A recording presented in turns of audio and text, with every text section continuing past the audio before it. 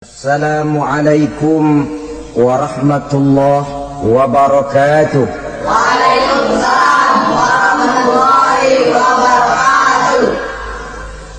Alhamdulillah wassalatu wassalamu ala sayyidina Rasulillah sayyidina wa maulana Muhammad ibn Abdullah wa ala alihi wa sahbihi wa mawalah.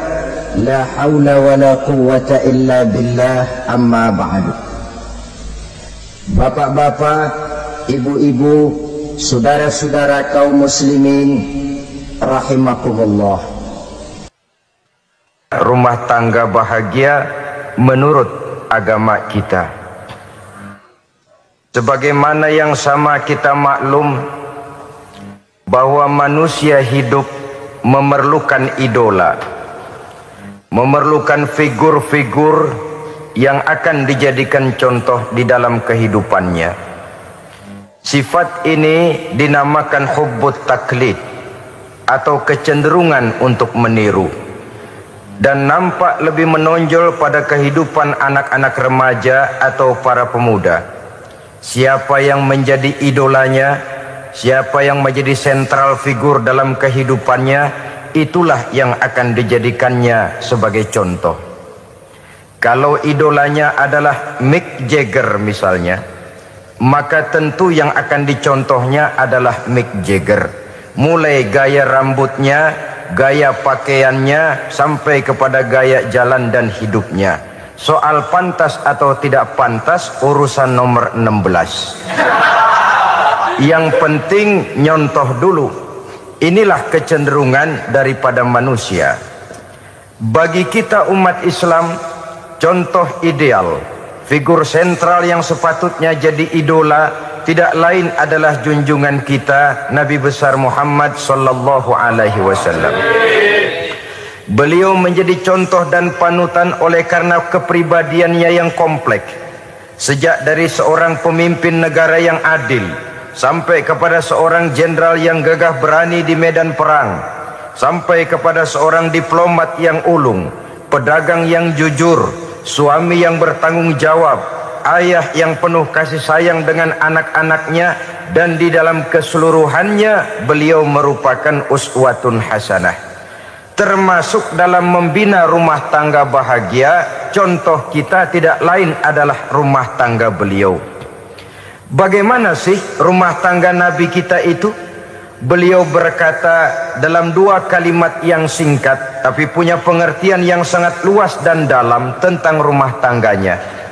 Beliau mengatakan, baiti jannati, rumah tanggaku adalah sorga bagiku.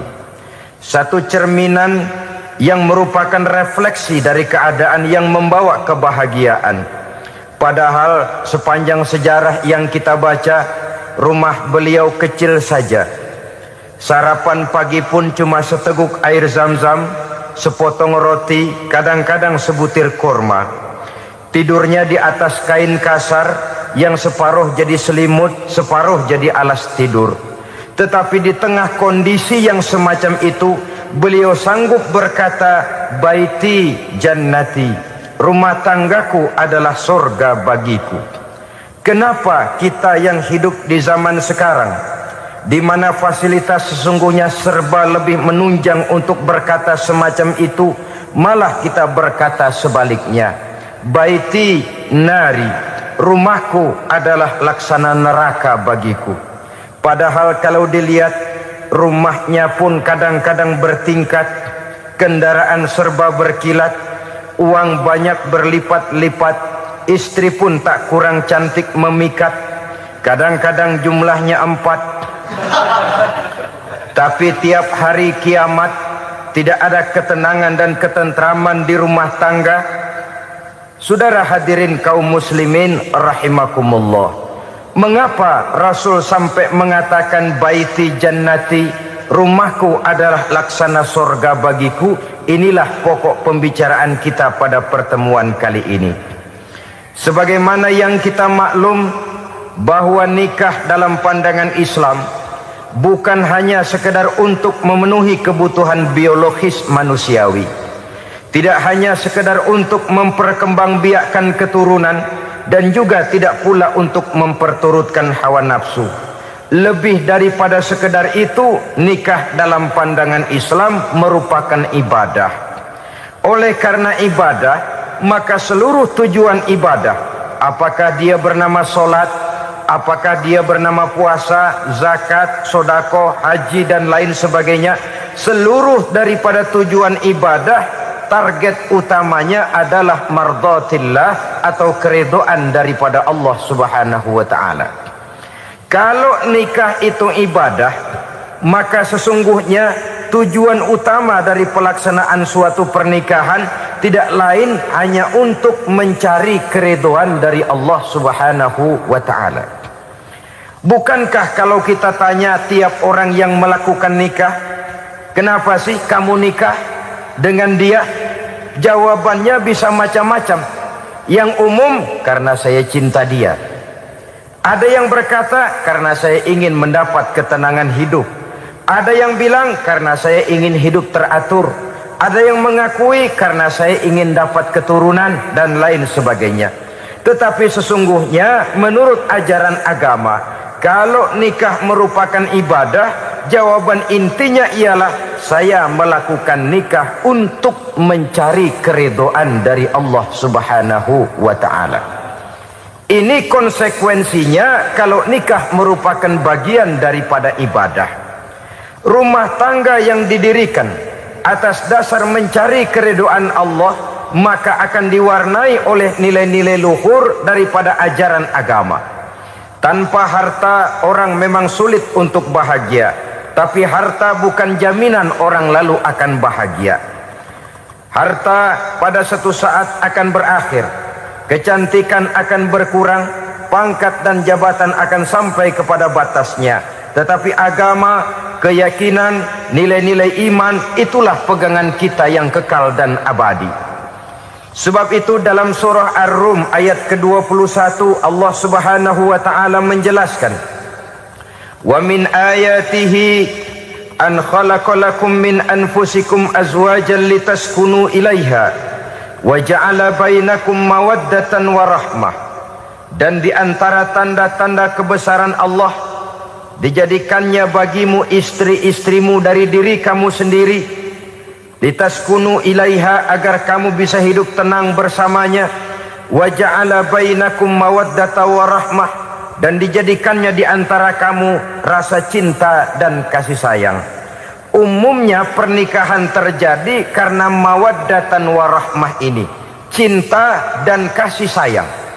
Atas dua dasar itulah rumah tangga didirikan orang. Atas dasar itulah seorang laki-laki dan seorang perempuan memadu janji untuk membagi suka dan duka dalam hidup ini secara bersama-sama. Namun kalau kita renungi ayat ini, Allah tidak hanya menjadikan cinta, tapi Allah juga menjadikan kasih sayang. Apa bedanya cinta dan kasih sayang? Apa bedanya mawaddatan warahmah ini? Saudara, mawaddah yang artinya cinta, itu sasarannya biasanya adalah jasmani, kecenderungan biologis. Itu akan berakhir. Orang yang mendirikan rumah tangga cuma karena kecenderungan biologis, cuma karena rasa cinta semata-mata, cinta biasanya terkait kepada keindahan. Betul apa benar? Biasanya orang mudah jatuh cinta kepada sesuatu yang punya nilai keindahan. Makanya anak muda jarang yang jatuh cinta sama nenek-nenek. Cinta selalu memandang segi keindahannya. Ini yang namanya mawaddah. Allah tidak mengingkari itu, silakan. Bahwa manusia secara naluri senang kepada serba keindahan, wajar-wajar saja. Tetapi tidak cuma mawaddah, Allah juga menciptakan rahmah, kasih sayang. Mawaddah mungkin ada akhirnya, tapi rahmah tidak akan pernah ada akhirnya. Kalau mawaddah adalah berkecenderungan kepada biologis, jasmaniah, maka rahmah kecenderungan kepada nilai-nilai rohani, kepribadian, kejiwaan dan lain sebagainya. Dikala pernikahan di bawah umur 40 tahun, mungkin masih banyak mawaddahnya, rasa cintanya. Tapi 40 bahkan 50 tahun ke atas, rasanya orang berumah tangga kalau sudah 50 tahun ke atas itu lebih banyak kasih sayangnya ketimbang cinta-cintaannya. Kalau satu rumah tangga hanya didirikan atas dasar mawaddah saja, atas dasar cinta saja, padahal cinta itu terpaut kepada hal-hal keindahan, keindahan satu saat akan menurun. Ya, tentu sebagaimana yang kita maklum bersama-sama, belum punya anak memang cantik. Sudah punya anak, kecantikan mulai menurun. Punya anak 2, kulit mulai mengkerut. Punya anak 3, onderdil mulai dol. Punya anak 4, apalagi tidak pandai merawat diri, persis dompet tanggung bulan. Kalau rumah tangga didasarkan kepada rupa yang cantik saja, cinta akan bisa berpindah, paling tidak akan berkurang nilainya. Sebab itu Allah tidak hanya menyediakan mawaddah, warahmah, dijadikannya di hatimu itu tidak cuma sekedar cinta, tapi juga kasih sayang. Nah, kasih sayang inilah apabila berakar dan berurat dari nilai-nilai keagamaan yang akan menopang jalinan rumah tangga bahagia. Mengukuhkan usaha untuk mencapai mardotillah atau keridoan daripada Allah Subhanahu wa ta'ala. Dengan demikian, berumah tangga bukan tujuan. Ini kalau kita lihat dari segi agama. Berumah tangga cuma alat untuk mencapai mardotillah, keridoan daripada Allah. Seorang suami yang pergi pagi pulang sore peras keringat banting tulang mencari nafkah untuk menghidupi keluarganya, kalau niatnya untuk mardotillah maka pergi usahanya adalah ibadah. Sementara si suami pergi berusaha, istri di rumah mendoakan suaminya, itu juga merupakan bagian daripada ibadah. Marilah kita biasakan membina satu rumah tangga untuk mencapai keridhaan daripada Allah Subhanahu wa ta'ala. Ini motif dasarnya. Karena itu Rasul Anas bin Malik pernah bercerita, bertahun-tahun saya membantu di rumah tangga Rasul. Selama tahun-tahun yang panjang saya membantu di rumah tangga beliau itu, kata Anas bin Malik, belum pernah kok saya mendengar kata-kata kasar, keras, membentak-bentak. Belum pernah saya melihat ada piring terbang, sandal melayang, ada penggorengan nitir di atas. Belum pernah, padahal tahun-tahun yang panjang sudah saya lalui. Itu rumah tangga Rasul. Istrinya lebih dari 1, tapi tenang, ayem, adem. Walaupun gosip selalu ada. Ini loh ya, namanya hidup berumah tangga. Jangankan rumah tangga kita manusia biasa, rumah tangga Rasul pun tidak luput dari gosip yang kita kenal dengan hadisul ifki itu. Itu sampai tercatat dalam sejarah. Tetapi yang jelas, dengan istri yang lebih dari 1, rumah tangganya tenang, tentram, adem. Kita di rumah tangga istri 1, seminggu 7 hari, berantemnya 6 hari. Cuma 1 hari gencatan senjata. Saudara hadirin yang saya muliakan,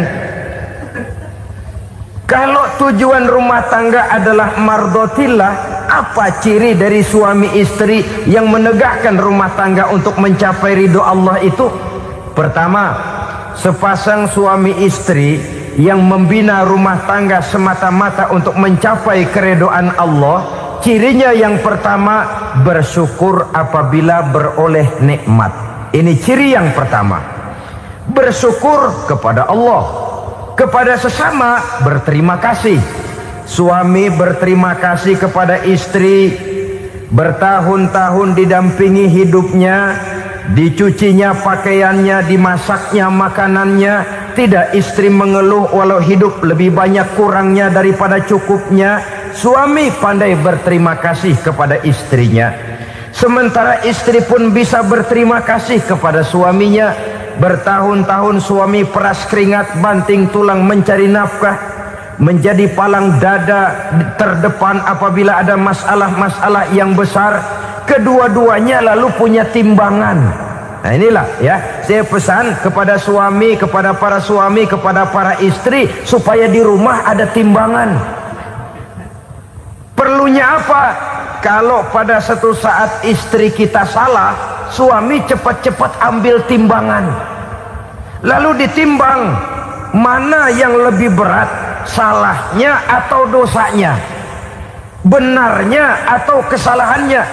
Ini istri saya jasanya begini, lalu jasanya begini, salahnya ini, mana yang lebih besar, jasanya atau salahnya? Dengan adanya timbangan, maka keputusan akan objektif. Tapi kalau timbangannya emosi, salah sedikit saja sudah main bentak, main usir, akhirnya keputusan akan mendatangkan kerugian. Sebaliknya, kalau suami yang salah, istri ambil timbangan, ditimbang mana lebih besar, jasanya atau salahnya.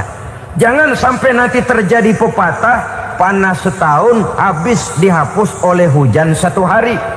Jasa istri yang puluhan tahun hapus oleh kesalahannya yang sedikit, atau jasa suami yang bertahun-tahun hapus oleh kesalahannya yang sebenarnya tidak seberapa.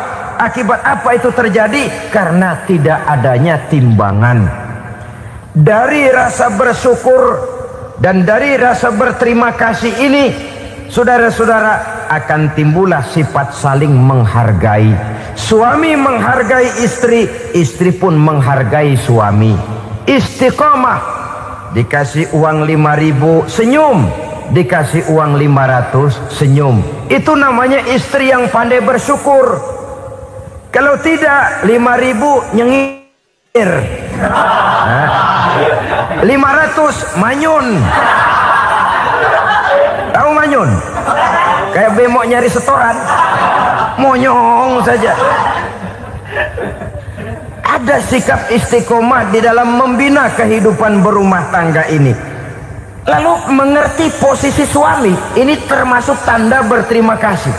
Suami saya itu kerjanya apa, golongannya apa, gajinya sebulan berapa. Atas dasar itu lalu istri menjadi istri yang tahu diri. Walaupun suami harus menyenangkan istri, istri pun hendaknya nimbang, tahu batas kemampuan suami. Kemauan mungkin tidak terbatas, tapi kemampuan sangat terbatas. Kalau suami pegawai kecil, ya mintalah yang kecil-kecil. Kalau suami pegawai rendah, mintalah yang sesuai dengan kemampuannya.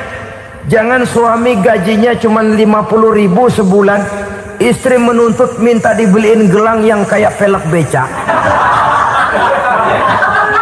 Tentu sudah overacting namanya. Saudara hadirin yang saya muliakan, kunci awalnya bersyukur kepada Allah. Kalau sudah bisa berterima kasih kepada manusia, hati ini akan mudah bersyukur kepada Allah. Rumah tangga yang pandai bersyukur, berapapun kecilnya nikmat, bukan kecilnya yang dia lihat, tapi karunia Allah yang dinilai. Sehingga dari rasa berterima kasih kepada manusia akan timbullah rasa syukur kehadirat Allah Subhanahu wa ta'ala. Itu yang sering diistilahkan orang, kalau dia punya mobil, dia berkata alhamdulillah kita punya mobil, tetangga kita cuman punya motor. Kalau dia punya motor, syukur kita punya motor, tetangga kita cuman punya sepeda, kemana-mana kekejek melulu. Kalau dia punya sepeda, alhamdulillah punya sepeda, tetangga kita sebelah nggak punya apa-apa, kemana jalan kaki saja. Kalau dia jalan kaki, alhamdulillah kita masih bisa jalan. Tetangga kita sebelah lumpuh bertahun-tahun nggak kemana-mana. Kalau dia lumpuh, alhamdulillah kita masih hidup. Tetangga kita kemarin mati nggak balik lagi.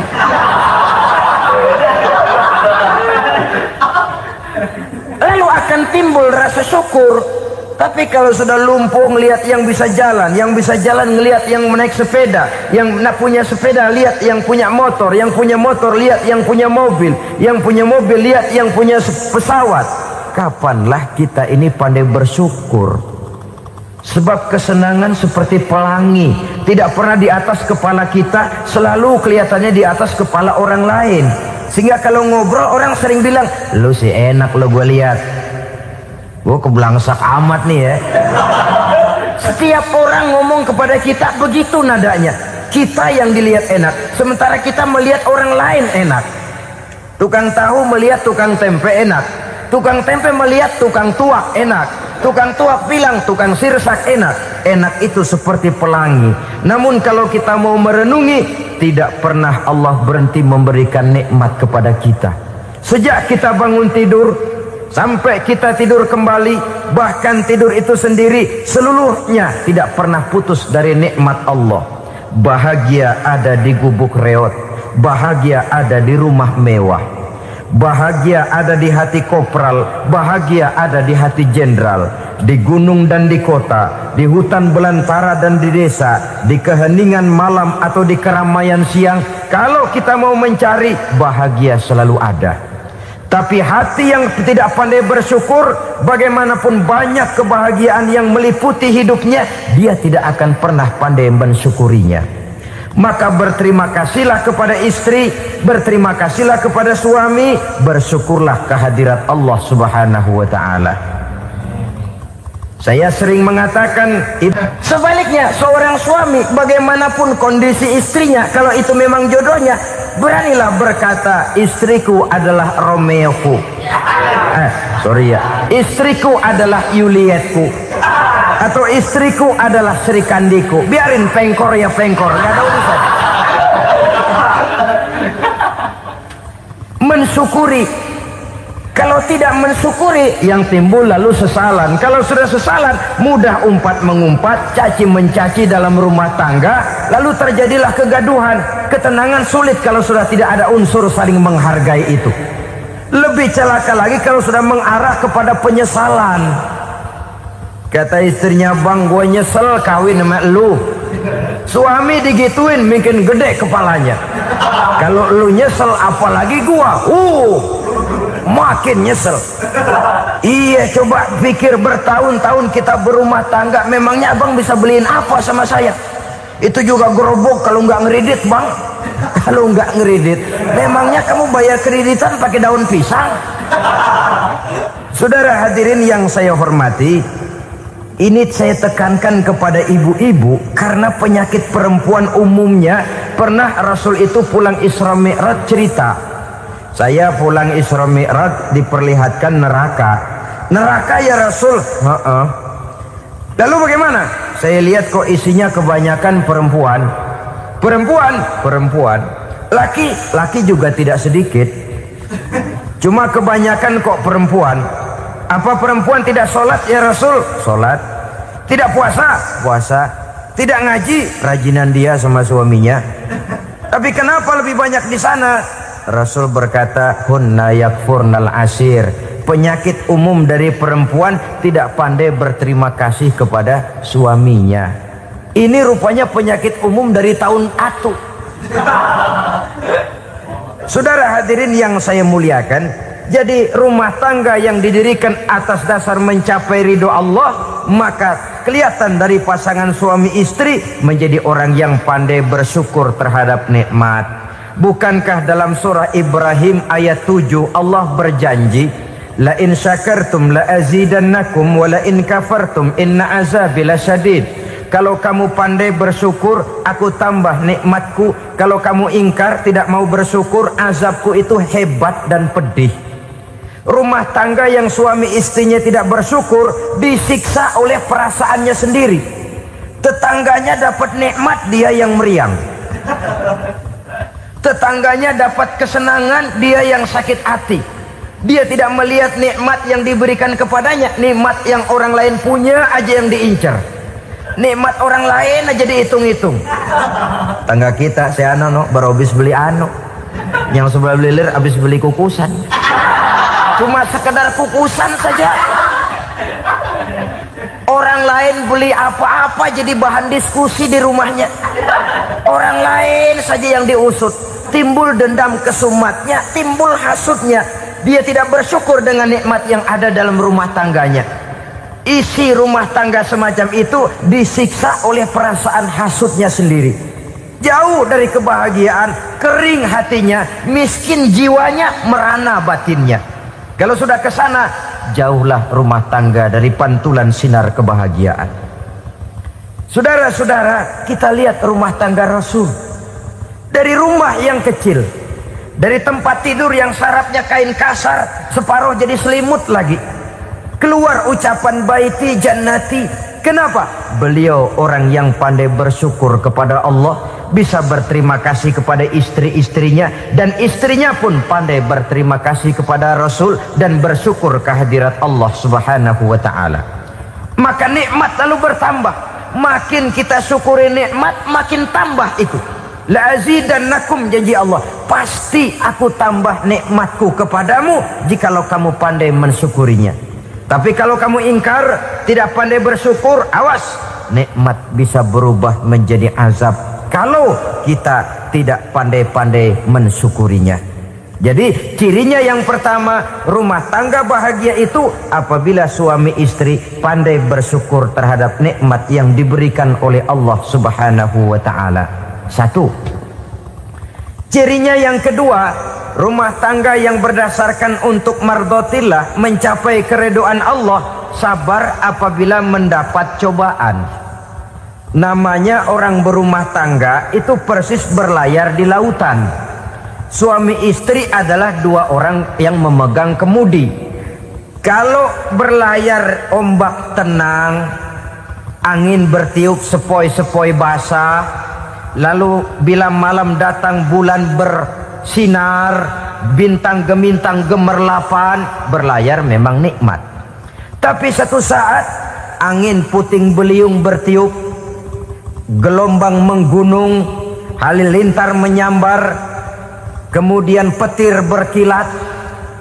Kalau pada saat itu suami mau ngalor, istri mau ngidul, alamat perahu patah di tengah jalan, kandas di lautan sebelum sampai ke pantai yang akan ditujunya. Oleh karenanya perlu kekompakan.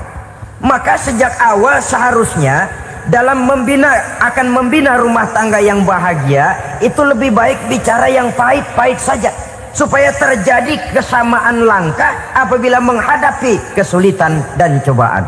Sabar apabila mendapat cobaan. Rumah tangga seperti kapal di lautan tadi tidak akan sunyi dari hantaman gelombang, tidak akan sepi dari tiupan angin topan, dari kilatan petir, dari sambaran halilintar. Baik suami, baik istri harus sabar menghadapi kesulitan. Kadang kesulitan dari segi ekonomi, kadang kesulitan dari segi mengarahkan dan mendidik anak-anak, kadang kesulitan karena banyak orang yang hasut dengan kita, kadang kesulitan berbagai macam lah yang menyebabkan kesulitan. Rumah tangga yang bertujuan mencapai ridho Allah, sabar menghadapi segala macam kesulitan. Saudara-saudara kaum muslimin rahimakumullah, kesulitan adalah bagian daripada perjalanan hidup.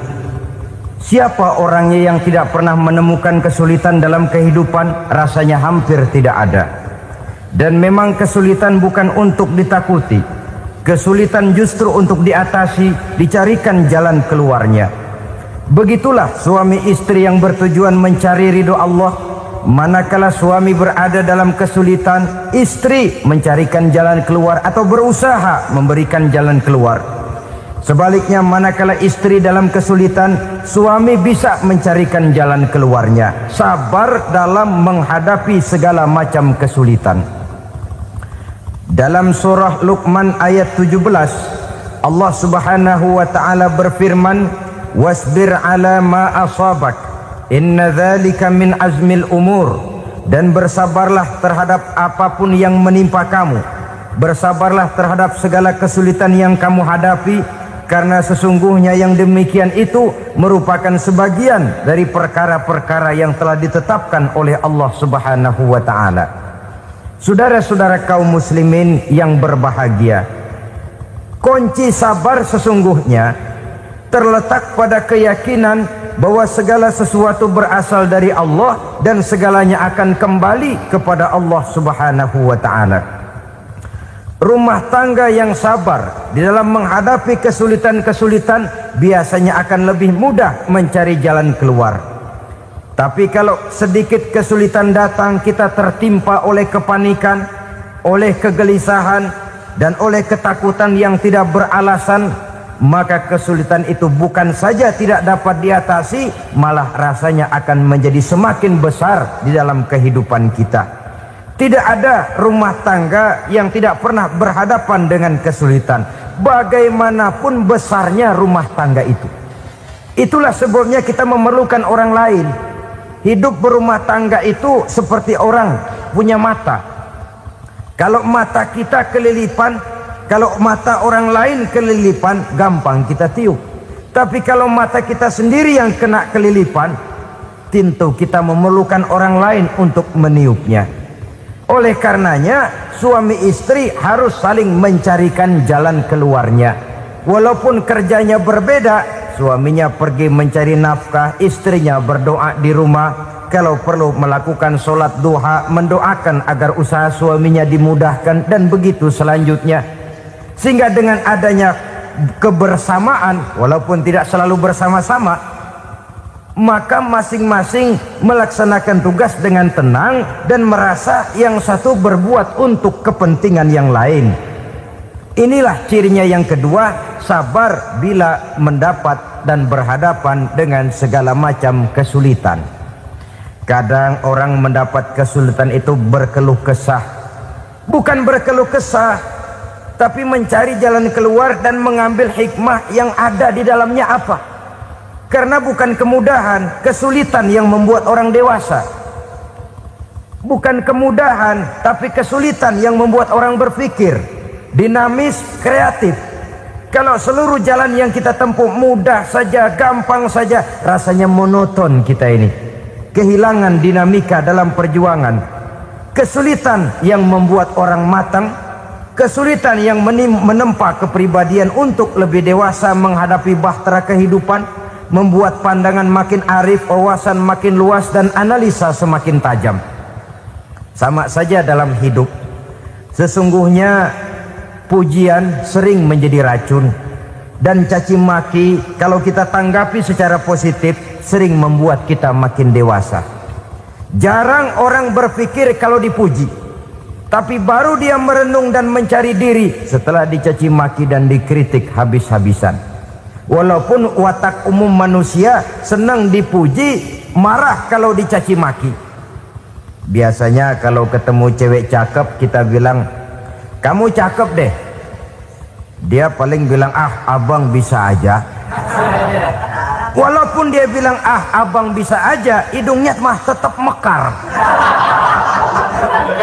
Senang kalau dipuji, itu kecenderungan manusia.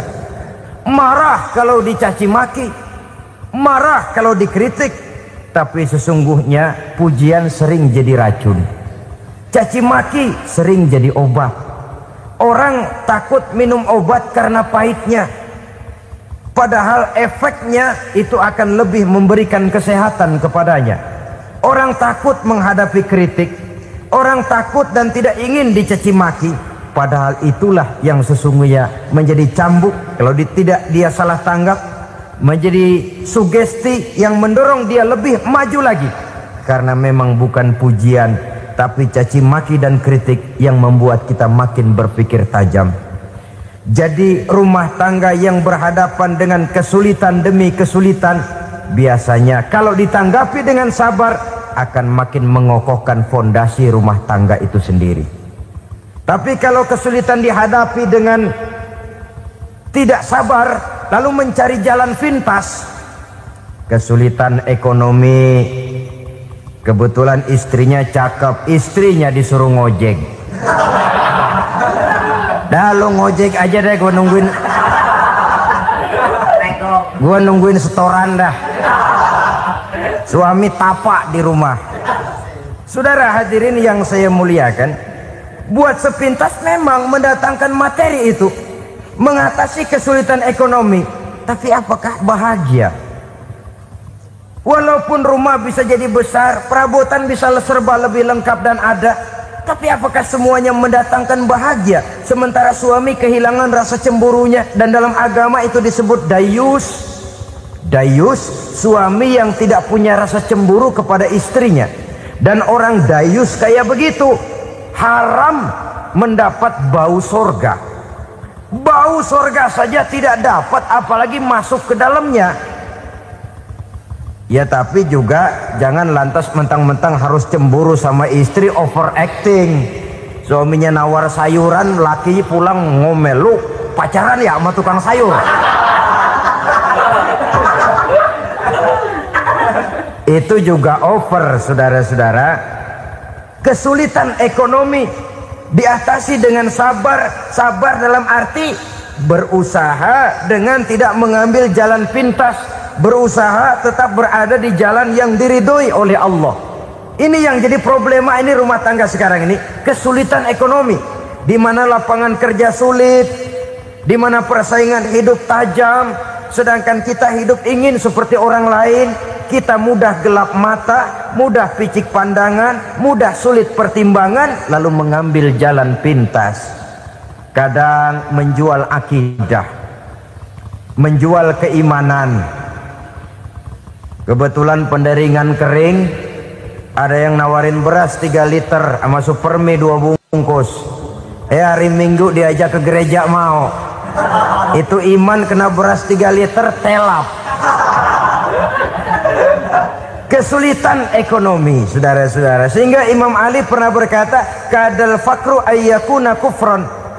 Kemiskinan memang mudah membawa orang kepada kekafiran, kepada perbuatan-perbuatan yang bisa mengundang kekafiran. Oleh karena itu dalam tamsil lain beliau berkata, kalau ada ular dan ada kemiskinan, kemiskinan yang saya getok lebih dulu, kemiskinan yang saya bunuh lebih dahulu, karena kemiskinan mudah membawa orang kepada kekufuran. Bagaimanapun sulitnya ekonomi yang dihadapi dalam rumah tangga, percayalah satu saat jalan keluarnya mesti ada. Mesti ada. Jangan sampai mengambil jalan pintas yang membuat kita keluar dari jalan yang ditinjau dari segi kemasyarakatan pun mendatangkan aib, ditinjau dari kehormatan berkeluarga pun mendatangkan nista, ditinjau dari segi ekonomi pun barangkali tidak akan mendatangkan kelimpahan materi. Jalan pintas pada umumnya, saudara-saudara, hanya memberikan kenikmatan yang sekejap. Dan apalah itu artinya kalau harus mengorbankan kesenangan yang abadi dan kekal. Kadang-kadang mengorbankan anaknya sendiri, anaknya dikomersilkan. Pokoknya siapa yang nyamper lu berangkat aja dah.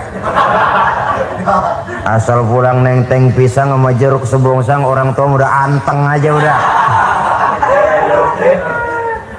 Saudara hadirin yang saya muliakan, setiap kita selalu berhadapan dengan kesulitan. Karena itu rumah tangga yang bertujuan mencapai mardhatillah, mereka sabar dalam menghadapi kesulitan. Tidak ada beras, puasa saja, puasa sunnah. Puasa sunnah, lapar tapi ada pahalanya, daripada tidak puasa lalu ngegerundel. Brengsek Tuhan, gue sembahyang melulu lapar juga. Sudah lapar tidak berpahala. Bukankah Rasulullah sendiri kalau pulang ke rumah Aisyah lalu berkata, ya Humairah, ada makanan hari ini?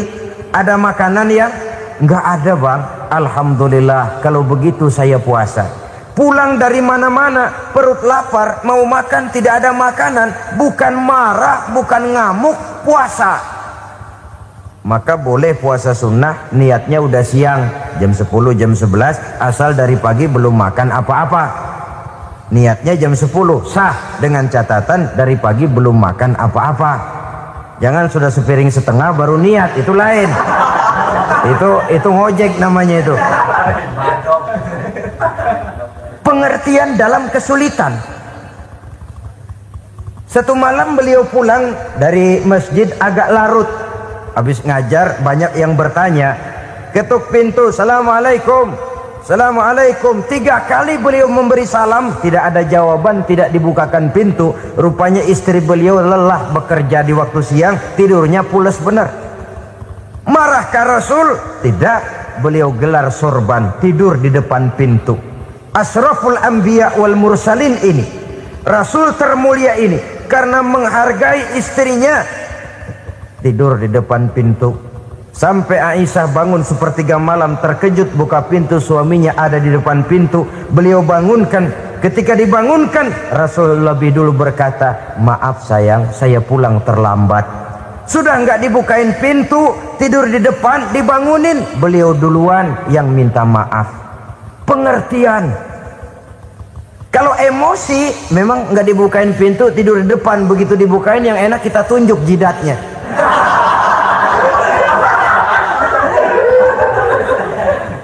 Saudara hadirin yang saya muliakan, kesulitan di dalam kehidupan merupakan bagian daripada kehidupan. Bukan untuk ditakuti, tapi untuk diatasi. Bukan untuk dihindarkan, tapi dicarikan jalan keluarnya. Hadapilah kesulitan dengan baik sangka kepada Allah, dengan lapang dada, dan dengan tetap bersabar menghadapinya. Kenapa? Karena tujuan kita mendirikan rumah tangga, mencapai ridho Allah. Kalau anak kita perjualbelikan, kalau istri kita komersilkan, kalau akidah kita jual untuk mempertahankan rumah tangga, bukankah makin jauh saja rumah tangga itu dari ridho Allah? Ini tujuan utamanya. Yang ketiga, rumah tangga yang bertujuan mardotillah itu, suami istri yang merupakan fondasi di rumah tangga, suami sebagai pemimpin, istri sebagai pembina, selalu musyawarah dalam menyelesaikan persoalan. Walaupun istri ditakdirkan sebagai pemimpin dan suami sebagai pemimpin dan istri yang dipimpin, tapi agama menganjurkan musyawarah. Jangan mentang-mentang istri nyari duit, suami nyari duit, lalu menteleng. Segalanya mau diktator, segalanya mau sendiri. Rumah tangga yang bertujuan mencapai ridho Allah selalu didirikan atas dasar musyawarah. Sehingga apabila sesuatu itu dihasilkan dari suasana musyawarah, tidak akan melahirkan penyesalan di belakang hari. Kalau tidak berjalan menurut seleranya masing-masing, belakangan timbul penyesalan, akhirnya main salah menyalahkan. Kalau sudah saling salah menyalahkan, itu artinya sudah saling mengungkit kekurangan masing-masing. Akibatnya tidak ada lagi saling menghargai. Jadi dengan demikian musyawarah di dalam menyelesaikan persoalan. Menghadapi kesulitan ekonomi, musyawarah. Menghadapi kenakalan anak, musyawarah. Akan membeli ini dan itu, sebaiknya juga musyawarah. Kalau merupakan hasil musyawarah, maka saudara-saudara hasilnya pun akan dihadapi oleh bersama. Enak rasakan bersama, tidak enak rasakan bersama. Kenapa? Tadinya musyawarahnya bersama-sama juga. Lah kalau hasil sendirian, giliran enak mungkin yang satu mau ikut, giliran tidak enak yang satu nuding, gua kata juga apa? Kan begitu akibatnya kalau tidak berdasarkan musyawarah lebih dahulu. Maka insya Allah hasil musyawarah ini setidaknya tidak akan mendatangkan sesalan di belakang hari nantinya. Saudara-saudara kaum muslimin rahimakumullah, ciri yang keempat, sepasang suami istri yang bertujuan mencapai ridho Allah dalam upaya mencapai rumah tangga bahagia itu tawakal apabila mempunyai rencana. Tawakal berserah diri kepada Allah.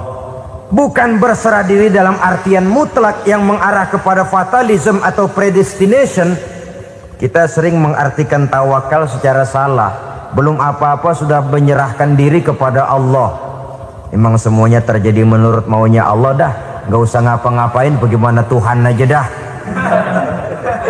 Lapar juga nggak usah makan, kalau takdirnya kenyang pan kenyang. Ya udah lapar terus kita. Makan dulu, perkara nanti kenyang apa tidak, itu baru tawakal. Kalau sakit ke dokter, soal sembuh atau tidak, baru tawakal. Artinya usaha itu ada. Setelah suami berusaha, istri berusaha, selebihnya tawakal. Apa perlunya tawakal? Apabila berhasil tidak lupa daratan, apabila berhasil tidak lupa diri, apabila gagal tidak putus asa. Sehingga dengan demikian dari tawakal ini lahirlah pondasi yang kokoh membina rumah tangga yang bahagia dalam upaya mencapai keridhaan daripada Allah Subhanahu wa taala.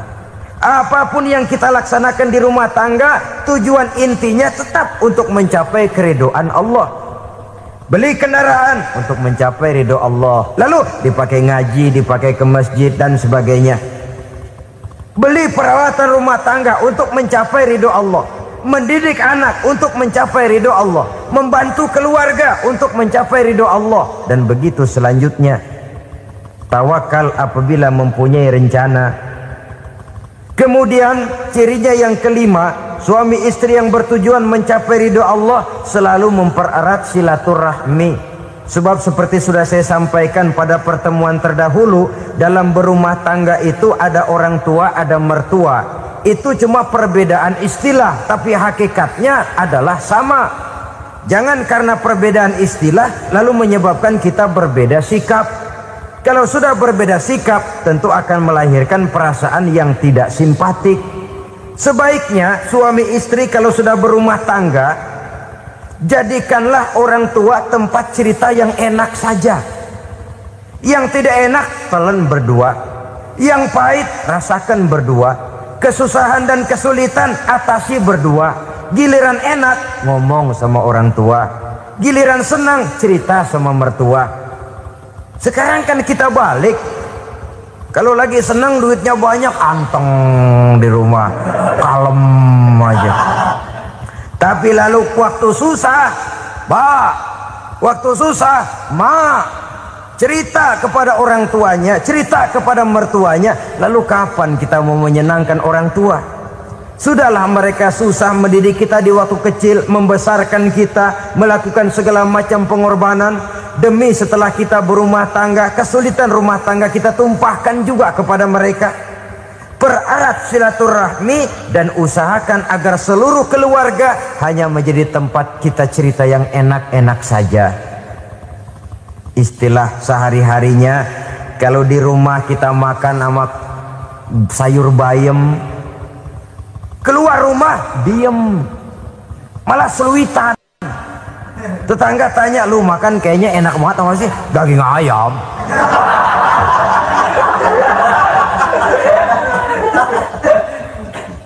Lalu tetangga kan akan berbisik, gitu, makannya tuh orang enak bener ya, rumah tangganya tiap hari makan sama daging ayam. Biarlah paling kurang itu jadi doa, daripada kita makan sama kangkung lalu ribut ngomel di mana-mana. Gua kesel banget sama bini gua. Di warung ceritanya lagi. Kenapa? Saban sari gue direbusin kangkung mulu. Brengsek. Di warung cerita ada RT, ada RW. Gara-gara makan sama kangkung se-RT tahu. Akhirnya mungkin kalau kita berangkat orang hitung dari jauhan. Lihat, kangkung liwat.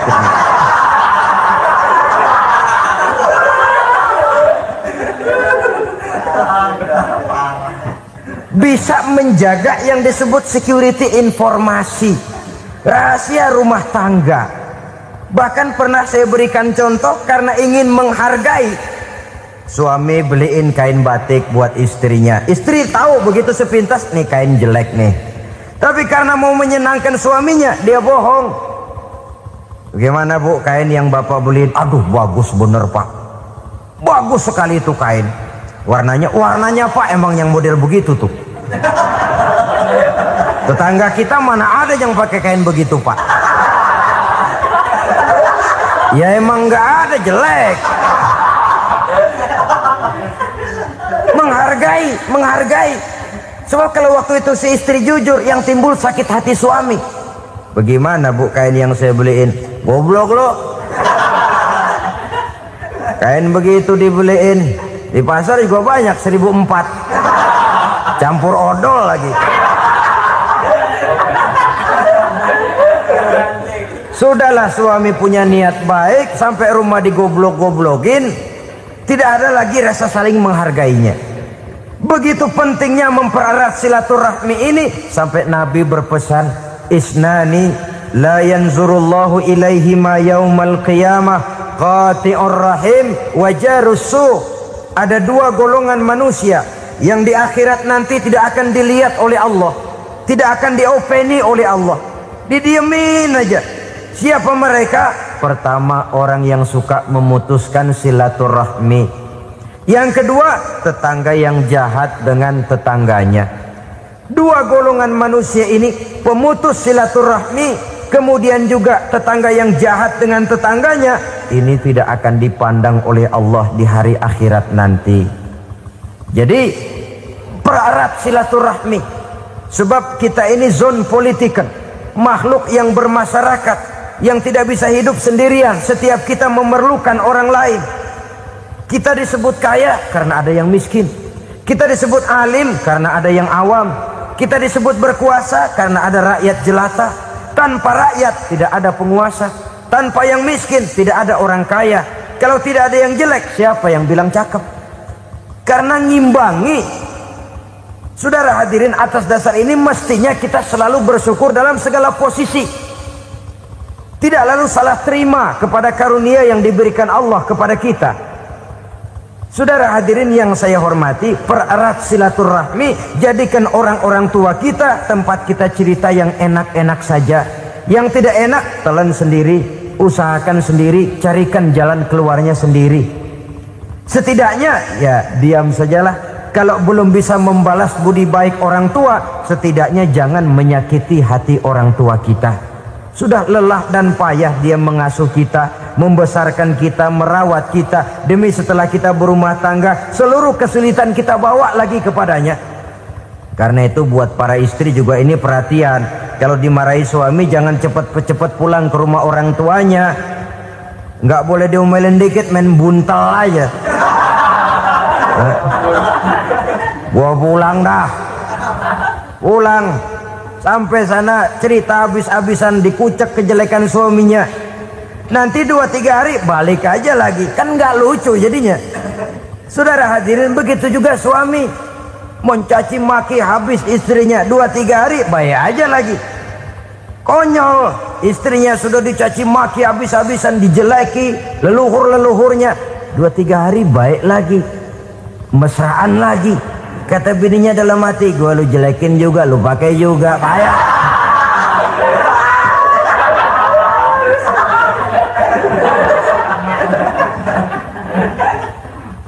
Saudara hadirin yang saya muliakan, itulah sebabnya pada awal tadi saya katakan perlunya kita mempunyai timbangan baik sebagai suami maupun sebagai istri. Nah, dari mempererat silaturahmi ini akan terjalin rasa kekeluargaan. Maka tradisi arisan keluarga itu bagus sesungguhnya untuk mempererat silaturahmi. Cuma celakanya bukan silaturahmi yang jadi tujuan, arisannya itu yang jadi tujuan. Akibatnya apa? Kalau belum narik mah semangat banget datang dah. Begitu udah narik aja udahan. Itu celakanya. Akhirnya silaturahminya jadi nomor 2, arisan semata-mata yang menjadi tujuan. Sesungguhnya itu bagus untuk mempererat silaturahmi. Karena kalau kita dengan kita sesama saudara sudah tidak saling mau mengenal, bagaimana dengan anak-anak kita? Bagaimana dengan cucu-cucu kita? 2-3 generasi yang akan datang tentu akan lebih saling tidak mengenal lagi. Baiklah ya, yang keenam, suami istri yang bertujuan untuk mencapai keridhaan Allah itu selalu berusaha tolong menolong di dalam kebajikan. Sebab Allah pesankan itu di dalam Al-Maidah ayat 6, wa ta'awanu 'alal birri wat taqwa wa la ta'awanu 'alal itsmi wal 'udwan. Bertolong-tolonganlah kamu di dalam kebaikan, di dalam bertakwa kepada Allah. Jangan bertolong-tolongan di dalam maksiat, di dalam dosa, dan di dalam usaha yang menimbulkan permusuhan. Kalau suami marah kepada seseorang, istri jangan ngipasin. Oh bang, yang begitu mah dibayain tuman. Udah habisin aja dah. Anak-anaknya marahin sekalian. Ngipasin. Istri kesel sama tetangganya, suami ngipasin. Emang tuh tetangga kita, hahu. Habis orang dikipasin. Ta'awanu 'alal birri wat taqwa, bertolong-tolonganlah di dalam kebaikan. Istri malas ngaji, suami mendorong, memberikan sugesti. Suami malas berusaha, istri memberikan sugesti. Saling tolong menolong di dalam kebaikan dan takwa, dan jangan tolong menolong dalam dosa dan permusuhan. Kata suami, "Bu, daripada kita melarat terus hidup, kita piara tuyul yuk." Kata istrinya, nah, ini sudah menyimpang bang. Bersabarlah, bagaimanapun insya Allah kita tidak akan mati kelaparan. Piara tuyul itu nanti jadi pindah akidah, merusak iman, berteman dengan setan. Apalah artinya kekayaan dan kesenangan sebentar kalau harus mengorbankan kekayaan dan kesenangan yang abadi. Ini sudah alal ismi wal udwan, sesuatu yang mengandung dosa. Saudara hadirin yang saya hormati, kemudian yang keenam, berbaik sangka. Baik suami maupun istri sama-sama saling berbaik sangka. Suami melepas istri, istri melepas suami dengan hati yang ikhlas. Suami meninggalkan istri di rumah dengan jiwa yang bersih dan rasa yang aman. Ada rasa baik sangka, dan ini modal dasar. Kalau sudah dilandasi oleh buruk sangka, tentu yang lahir nanti adalah perasaan-perasaan yang tidak baik. Akibatnya sangat tidak menguntungkan. Inilah beberapa ciri dari rumah tangga yang didirikan atas dasar mardhatillah, mencapai keridhaan dari Allah. Nanti akan menyusul tujuan berikutnya, diantaranya mendapat keturunan, diantaranya lagi mendatangkan gairah untuk lebih berusaha mencari rezeki karena sudah merasa punya tanggung jawab berupa anak dan istri. Mempererat silaturahmi. Itu cuma tujuan-tujuan sekundernya saja. Tujuan primernya kita melakukan suatu nikah untuk mencapai keridhaan dari Allah Subhanahu wa ta'ala. Silakan punya istri cantik, kaya, tapi tujuan utamanya kita membina rumah tangga untuk mencapai ridho dari Allah. Karena itu dasarnya mawaddatan warahmah. Jangan cuma cinta, tapi juga kasih sayang. Cinta, kecenderungan kepada jasmani akan berakhir, tapi kasih sayang, kecenderungan kepada rohani, makin tua malah makin erat, makin tua malah makin mesra. Sehingga kadang kita menampak kakek-kakek dan nenek-nenek lagunya kayak pengantin baru. Apa cinta-cintaan? Tidak. Bagaimana kakek-kakek sama nenek-nenek harus bilang I love you? Yang masih ada itu waktu itu mawaddah, kasih dan sayang. Itu yang akan kekal, itu yang akan abadi. Tanpa materi orang sulit untuk bahagia, tapi materi semata bukan jaminan orang untuk bahagia. Nah, ciri yang terakhir dari rumah tangga yang bertujuan mencapai ridho Allah, sinar agama kelihatan di dalamnya. Baik suami maupun istri sama-sama orang yang taat melaksanakan ajaran agama. Saudara, mudah-mudahan walaupun singkat dapat menjadi sumbangan moral dalam kita mewujudkan rumah tangga yang bahagia menurut contoh yang diberikan oleh Rasulullah Sallallahu Alaihi Wasallam.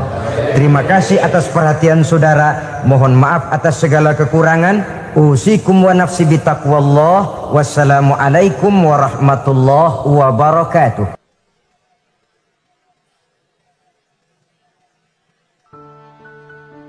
Assalamualaikum warahmatullahi wabarakatuh. Wa ala alihi wa sahbihi ajma'in, amma ba'du. Saudara-saudara kaum muslimin rahimakumullah, salah satu dari misi Islam ialah mengangkat harkat dan martabat manusia yang sebelumnya dibedakan oleh warna kulit, oleh suku bangsa dan bahasa. Seluruhnya diikat dengan satu akidah, menghilangkan perbedaan akibat warna kulit, suku bangsa dan bahasa. Termasuk dalam upaya itu betapa Islam telah mengangkat harkat dan martabat kaum wanita. Maka pada pertemuan kali ini kita akan membicarakan tentang peranan wanita sepanjang pandangan agama. Sebelum Islam datang, nasib perempuan nyaris hanya berputar di segitiga saja. Dapur, sumur, kasur. Kasur, sumur, dapur. Seolah-olah wanita terpaut dengan 3 itu tadi. Seolah-olah wanita tidak bisa berbuat lebih banyak daripada itu. Bahkan di tengah masyarakat jahiliyah, bayi perempuan mendatangkan aib sehingga mereka lalu dikubur hidup-hidup.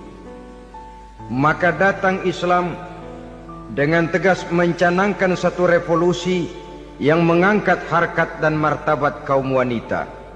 Nabi bersabda, "An-nisa'u imadul bilad, iza saluhat saluhal bilad, wa iza fasadat fasadal bilad." Wanita adalah tiang negara. Jikalau baik wanita, baiklah negara. Jikalau rusak wanita, hancurlah negara. Dalam berbagai ayat Al-Quranul Karim menjelaskan tentang wanita dan peranannya. Al-Quran bercerita tentang Siti Hawa. Al-Quran bercerita tentang anak perempuan Nabi Adam, Iklimah dan Labuda, yang menyebabkan Habil dan Qabil saling berbunuh-bunuhan. Al-Quran menceritakan bagaimana ibunya Nabi Musa mendapat wahyu untuk menghanyutkan anaknya di hilir sungai Nil. Al-Quran bercerita tentang Siti Maryam, ibu daripada Nabi Isa. Al-Quran bercerita tentang 2 putri Nabi Yusuf, yang akhirnya salah satunya menjadi istri daripada Nabi Musa. Pun Al-Quran bercerita tentang Ratu Balkis, seorang wanita yang menjadi penguasa di negeri Sabah, yang demikian besar pengaruhnya dan wawasannya. Dan banyak lagi Al-Quran menceritakan keadaan kaum wanita, sampai-sampai dalam Al-Quran ada satu surah yang dinamakan surah An-Nisa. Ini seluruhnya berarti bahwa Al-Quran telah menempatkan kaum wanita dalam satu posisi yang mulia dan terpuji. Al-Quran memberikan emansipasi, bahwa wanita berhak mengejar kemajuan sebagaimana halnya kaum laki-laki. Tetapi sungguh pun demikian, Al-Quran tetap memberikan batasan-batasan sepanjang emansipasi itu tidak bertentangan dengan kodrat kewanitaan itu sendiri. Kalau persamaan dan kemajuan, kalau emansipasi dan hak asasi sudah tidak sesuai lagi dengan kodrat kewanitaan, pada akhirnya bukan mengangkat harkat dan martabat kaum wanita, justru malah merendahkan derajat dan martabat kaum wanita itu sendiri. Seperti sebagian besar wanita ini, mereka berteriak menuntut tentang persamaan hak, tapi mereka melupa apa batasan daripada persamaan hak itu sendiri. Sesungguhnya Islam dengan segala konsepsinya yang mengangkat martabat kaum wanita itu, memberikan keleluasaan kepada kaum wanita untuk maju bersama laki-laki sepanjang tidak menginjak-injak kodrat kewanitaan itu sendiri. Kalau sudah sampai kepada menginjak kodrat kewanitaan, maka akan merendahkan martabat kaum wanita. Sebab apa? Secara fisik dan psikis, agaknya memang laki-laki sudah ditakdirkan oleh Allah untuk menjadi pembimbing bagi kaum wanita. Walaupun tidak tertutup kemungkinan wanita tampil sebagai pemimpin, tetapi dari segi fisik biologis misalnya, laki-laki itu diciptakan kekar, kuat untuk memikul dan melaksanakan tugas-tugas yang berat. Sedangkan perempuan pada umumnya adalah lembut, ayu, lemot, denok, geboy, dan lain sebagainya. Maka kalau kita baca sejarah, Allah itu belum pernah mengutus rasul perempuan. Semua rasul laki-laki. Sebab apa? Secara fisik biologis tugas kerasulan lebih dimungkinkan oleh seorang laki-laki. Tugas rasul itu berat. Kadang-kadang perang, dicaci maki, berhadapan dengan ujung tombak, ujung pedang dan lain sebagainya. Makanya seluruh rasul laki-laki, dan Allah belum pernah mengutus rasul perempuan. Dari segi lain, perempuan itu banyak terhalang untuk melaksanakan ajaran agama. Misalnya 1 minggu dalam sebulan perempuan itu terkena cuti khusus, mengalami masa menstruasi, tidak sholat, tidak puasa, tidak melaksanakan ajaran agama yang tidak dibolehkan pada saat menstruasi itu. Kalau ada rasul perempuan, lalu saat malaikat akan menyampaikan wahyu, kebetulan rasulnya sedang wah, itu bisa balik lagi malaikat Jibril ke langit itu. Mau turun nyampein wahyu, balik lagi ke atas, ditegur, kenapa balik lagi Jibril? Rasulnya lagi head.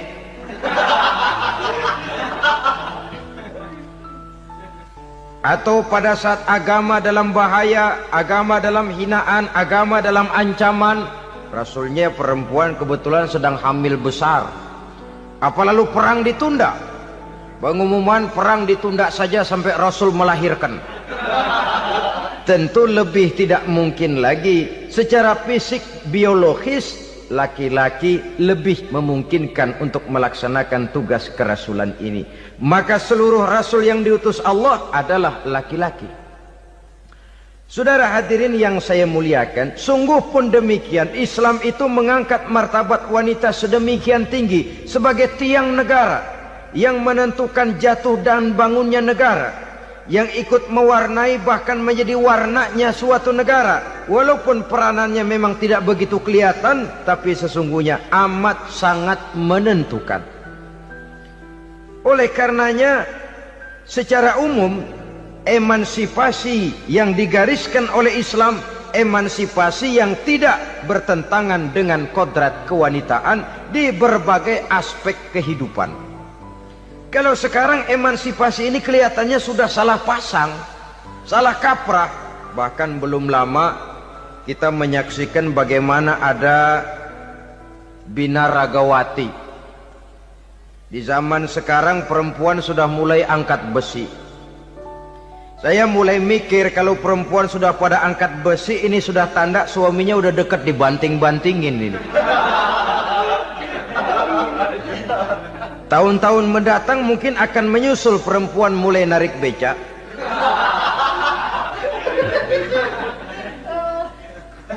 Nampaknya kan sudah tidak lagi mengindahkan kodratnya sebagai wanita. Ada olahraga yang hanya pantas dikerjakan oleh laki-laki. Oleh karena itu pada kesempatan ini kita akan mencoba melihat peranan wanita dari berbagai dimensinya. Yang pertama, peranan wanita sebagai istri. Adalah Rasul memilih istri pertamanya Sayyidatuna Khadijah radhiyallahu anha. Kalau pilihan utama beliau pertama kali nikah dengan Siti Khadijah, jelas itu pilihannya bukan karena kecantikan. Kenapa? Beliau nikahi Siti Khadijah dalam usia 40 tahun Khadijah dan 25 tahun Rasul. Statusnya janda pula. Kalau beliau seorang pemburu kembang, pemburu bunga, kenapa mesti nikah dengan janda berumur 40 tahun? Sedangkan beliau waktu itu masih berumur 25 tahun. Apa sasaran utamanya? Bisa kita lihat nanti. Setelah beliau diangkat menjadi Rasul, ternyata Khadijah lebih daripada seorang istri. Beliau masuk ke dalam staf Nabi. Orang lain beliau belum beriman, beliau malah beriman lebih dahulu sebagai perempuan pertama yang masuk Islam. Orang lain memusuhi Nabi, beliau malah mengorbankan hartanya untuk membantu perjuangan Nabi. Istri setia semacam ini dengan peranannya sebagai istri yang sedemikian rupa, memberikan andil yang sangat besar bagi kesuksesan dan keberhasilan seorang suami. Sebaliknya, seorang istri bisa mempengaruhi suaminya. Seorang suami yang jujur, polos, lugu, sederhana bisa jadi koruptor ulung kalau didorong-dorong oleh istrinya. Seorang istri Pak Lurah memang tidak ikut mengatur kelurahan, tapi dia bisa mewarnai suaminya.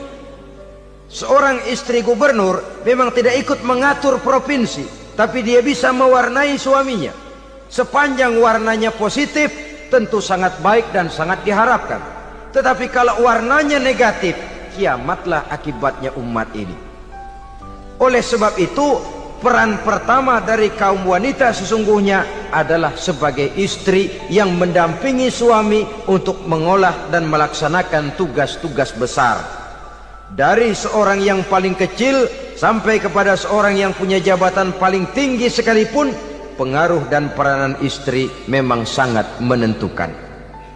Saudara hadirin kaum muslimin rahimakumullah. Itulah sebabnya Nabi menikah dengan Siti Khadijah, dan lebih dari itu, sebelum menikah dengan Nabi, Siti Khadijah itu sudah terkenal sebagai pengusaha wanita, business girl kalau bahasa sekarang ini.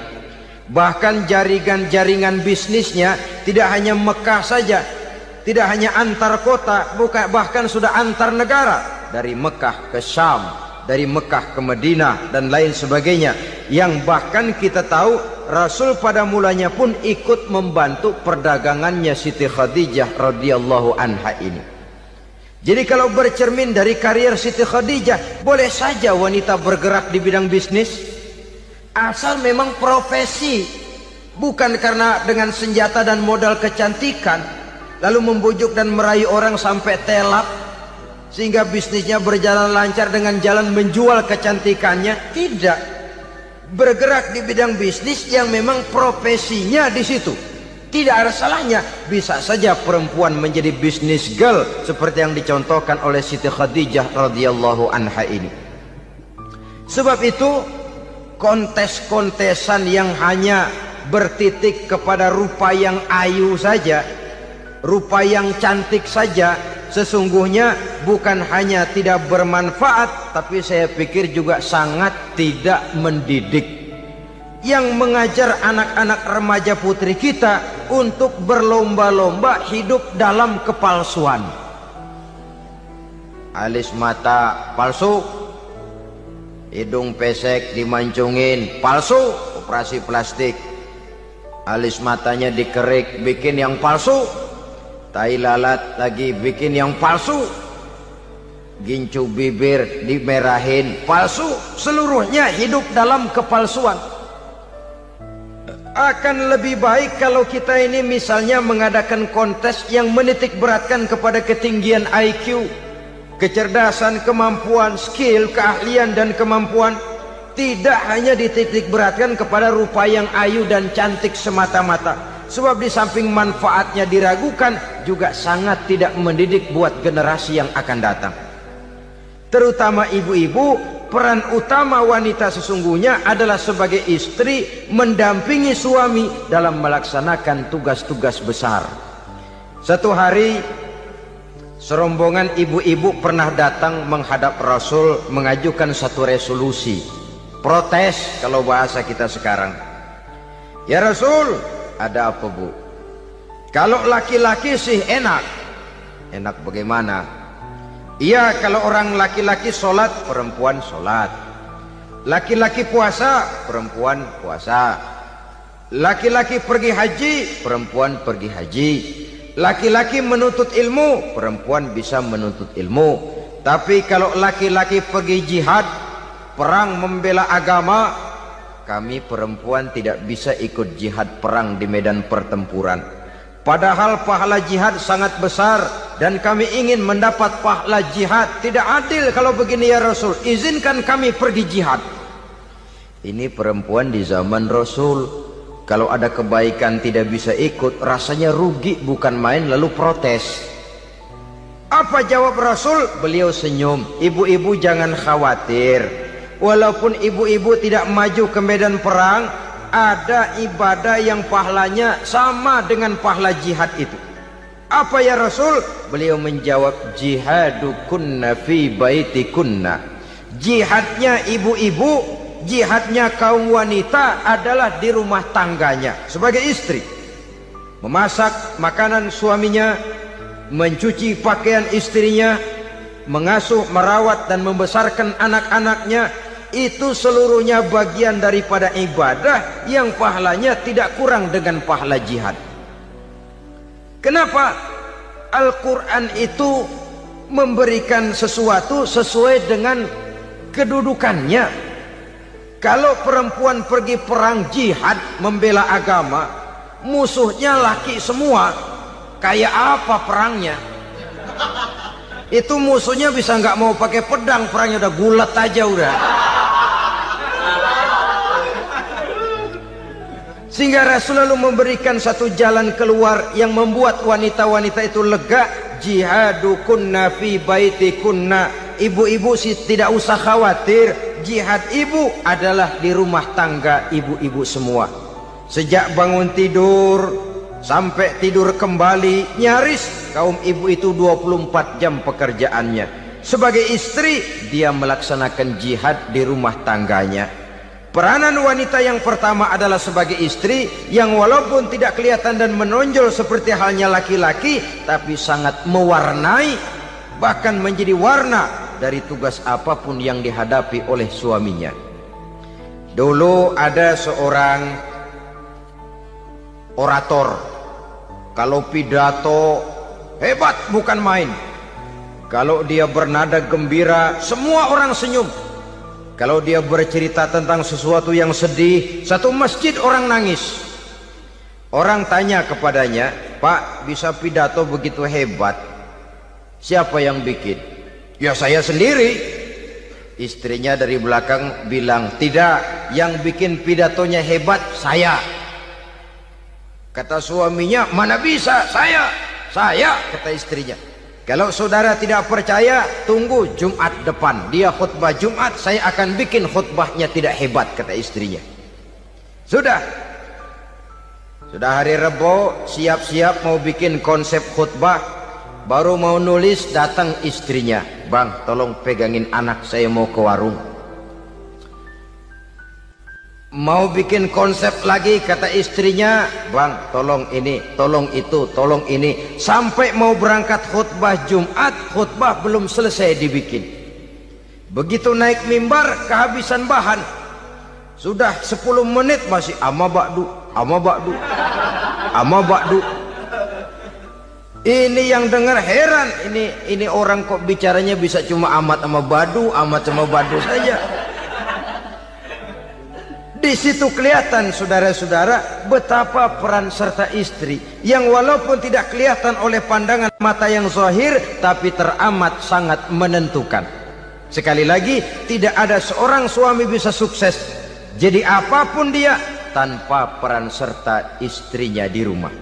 Tidak ada kemajuan yang bisa diperoleh kalau tidak karena peran serta istrinya di rumah. Tidak ada kesuksesan yang bisa diraih tanpa keikutsertaan daripada istrinya di rumah.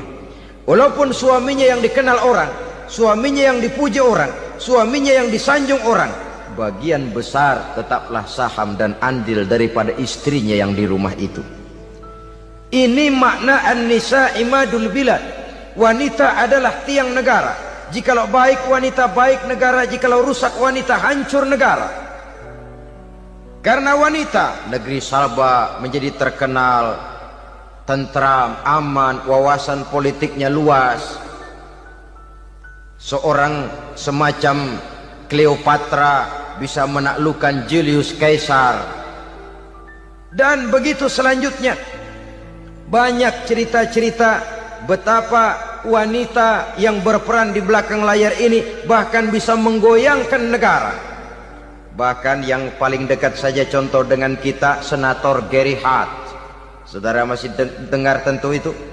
Betapa harus terpaksa mengundurkan diri dari pencalonan presiden Amerika karena kasusnya dengan Donna Rice itu, dengan hostess itu.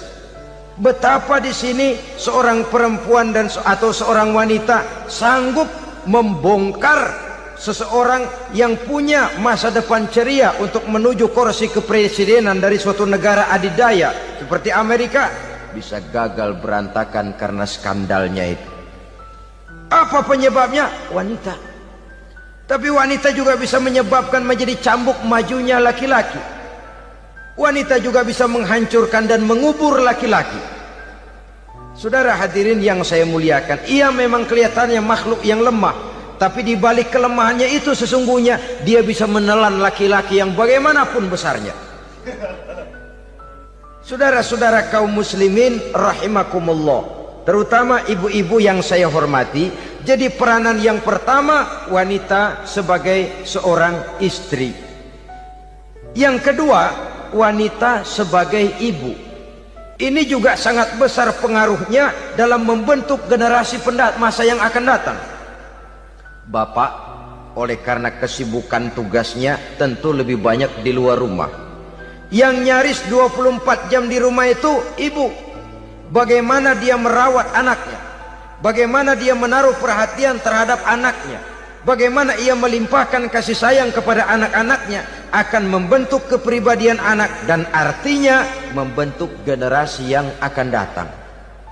Kalau seorang ibu sudah cuek-cuek saja kepada anaknya, padahal Quran mengatakan al-jannatu tahta aqdamil ummahat, surga di bawah telapak kaki ibu. Hadis ini bisa kita artikan macam-macam. Pertama, anak tidak akan mendapat kebahagiaan tanpa ridho daripada ibunya. Kedua, ibu adalah wanita agung yang harus ditaati. Ketiga, neraka atau surga anak bergantung kepada ibu, bagaimana dia mewarnai anak. Kalau ibunya cuek-cuek saja sama anaknya, dan sering jadi contoh klasik, kalau anak ayamnya beduk maghrib belum pulang, satu RT dicariin, hansip diundang, kalau perlu dan ramil dilaporin. Tapi kalau anak gadisnya jam 12 tengah malam belum pulang, ibu tenang-tenang saja Pak. Tidak tergerak dan tidak tertarik hatinya. Ya tentu tidak semua. Kalau sudah begitu, bukankah hakikatnya ibu sudah menciptakan neraka buat anaknya sendiri? Khalil Gibran dalam satu tamsil yang indah pernah mengatakan, kalau kita diberikan sebutir mutiara, sebutir intan, dan intan itu sebutirnya sebesar telur ayam, benda yang sangat langka dan berharga, tentu kita sayang intan atau mutiara itu. Kita jaga baik-baik, kita simpan dalam kotak, kotaknya kita kunci, kotak itu kita simpan di dalam lemari, lemarinya kita kunci lagi, lemarinya ada di dalam kamar, kamarnya pakai pintu, pintunya kita kunci lagi. Kamar itu ada dalam rumah, rumahnya pakai pintu, dikunci lagi. Kemudian rumahnya pakai pintu gerbang besar, gerbangnya juga digembok lagi. Untuk menjaga intan itu jangan sampai hilang, begitu usaha kita berlapis-lapis. Dan intan itu sudah diberikan kepada kita, kata Khalil Gibran. Apa dia? Anak-anak yang diamanahkan Allah kepada kita. Itu intan-intan mahal, itu mutiara-mutiara pilihan yang dititipkan dan diamanahkan untuk kita jaga sebaik-baiknya. Haruskah dia sia-sia di tangan kita? Haruskah dia merana jatuh di tangan ibu yang tidak punya tanggung jawab? Saudara hadirin yang saya muliakan, oleh karenanya peranan sebagai ibu ini sangat menentukan bagi pembentukan generasi yang akan datang. Salah ibu mengarahkan anak, akan lahir generasi mendatang yang tidak kita harapkan. Sehingga Nabi bersabda, kullu mauludin yuladu 'alal fitrah fa abawayhi yuhawwidanihi aw yunassiranihi aw yumajjisanihi. Setiap bayi dilahirkan dalam keadaan suci, setiap bayi dilahirkan dalam keadaan bersih, tidak punya dosa. Islam tidak mengenal dosa warisan. Semua saja bayi lahir dalam keadaan suci dan bersih. Kalau demikian lalu bagaimana? Kata Nabi, ibu bapaknya lah yang kelak akan menjadikan anak itu sebagai Yahudi, yang kelak menjadikan itu anak itu sebagai Nasrani, atau menjadikan anak itu sebagai Majusi. Ibu bapaknya yang mewarnai anak. Ibaratnya anak itu kertas putih, mau ditulis tinta hijau warnanya hijau, mau ditulis tinta merah warnanya merah, mau ditulis tinta hitam pun warnanya hitam. Oleh karena itu pembentukan anak yang soleh secara mental sesungguhnya sudah diwarnai oleh kebiasaan ibu bapak dalam pergaulan di rumah tangganya secara mental. Sehingga dengan demikian saudara-saudara, salah kaprah ibu dalam mengarahkan anak-anaknya akan melahirkan generasi penerus yang sungguh-sungguh tidak kita harapkan, dan pada gilirannya akan membahayakan perkembangan bangsa dan negara, membahayakan kita sebagai suatu umat. Apalagi sekarang ini masih banyak orang-orang muslim, orang-orang tua muslim yang kadang-kadang menyekolahkan anaknya di sekolah yang membahayakan akidahnya, mematikan imannya, menghancurkan tauhidnya. Pokoknya asal bonafid keluar sekolah ada jaminan lapangan kerja, perkara anak mau kafir mau murtad bukan urusan. Alangkah ironi dan sangat menyedihkan. Saudara-saudara yang saya hormati, jadi dari segi kaum wanita peranan ibu sangat besar. Dari segi anak, ketaatan kepada ibu, doa restu ibu akan membawa kepada kebahagiaan hidup. Doa ibu mustajabah, kutukan ibu manjur. Beberapa hikayat dan riwayat menjadi contoh dan tamsil buat kita betapa tidak ada satu kebahagiaan di dunia ini yang bisa ditegakkan tanpa doa restu daripada ibu. Pantas kalau dalam Al-Quran ada ummul kitab, ibunya atau induknya kitab. Tiap negara punya ibu kota, bapak kota tidak ada. Lalu lagi wawasan Nusantara disebut ibu pertiwi, bapak pertiwi kemana tahu. Saudara hadirin yang saya muliakan, lalu dalam peringatan hari-hari besar nasional ada yang namanya Hari Ibu. Hari bapak nggak pernah diperingati. Ada Hari Ibu, dan ibu itu pun ada Ibu Kartini, ada Ibu Dewi Sartika, dan macam-macam lagi yang seluruhnya merupakan refleksi dan gambaran betapa peranan kaum wanita di dalam kehidupan ini yang memang banyak mewarnai dan menjadi warna dari suatu kegiatan. Saudara-saudara kaum muslimin rahimakumullah, apabila yang pertama tadi kita melihat peranan kaum wanita sebagai istri, betapa ia berpengaruh besar dalam ikut menunjang keberhasilan dan kesuksesan suaminya. Kemudian pada peranannya yang kedua, wanita sebagai ibu di rumah tangga, betapa ia ikut membentuk, mempengaruhi, mewarnai dan membimbing kepribadian anak sebagai generasi penerus. Maka pada peranan yang ketiga ini kita akan melihat wanita sebagai social agent, sebagai penggerak kegiatan sosial di berbagai bidang kehidupan. Apakah itu bernama majelis taklim, apakah itu bernama perkumpulan dan yayasan-yayasan kemanusiaan, organisasi-organisasi yang bergerak di bidang pendidikan. Bahkan di zaman sekarang bukan hanya menjadi penggerak sosial, bahkan sudah banyak kaum wanita yang menggerakkan satu bangsa. Dunia mengenal Margaret Thatcher, dunia mengenal Indira Gandhi, dunia mengenal Bandara Naike, dunia mengenal Corazon Aquino, dunia mengenal Golda Meir dulu itu dari Israel. Dunia mengenal Imelda Marcos yang ambisius, tapi yang kemudian melangkah kepada jalan yang negatif dari tujuan semula. Ini bukan hanya sekedar social agent, tapi bahkan sudah mengarah kepada menggerakkan dan mewarnai suatu bangsa. Islam membuka pintu ke arah itu. Wanita duduk dan berfungsi sebagai social agent, mengurus berbagai macam perkumpulan-perkumpulan yang bertujuan kepada kebajikan, menyantuni yatim piatu, memelihara kesehatan, menyayangi binatang, memelihara kelestarian lingkungan dan lain sebagainya.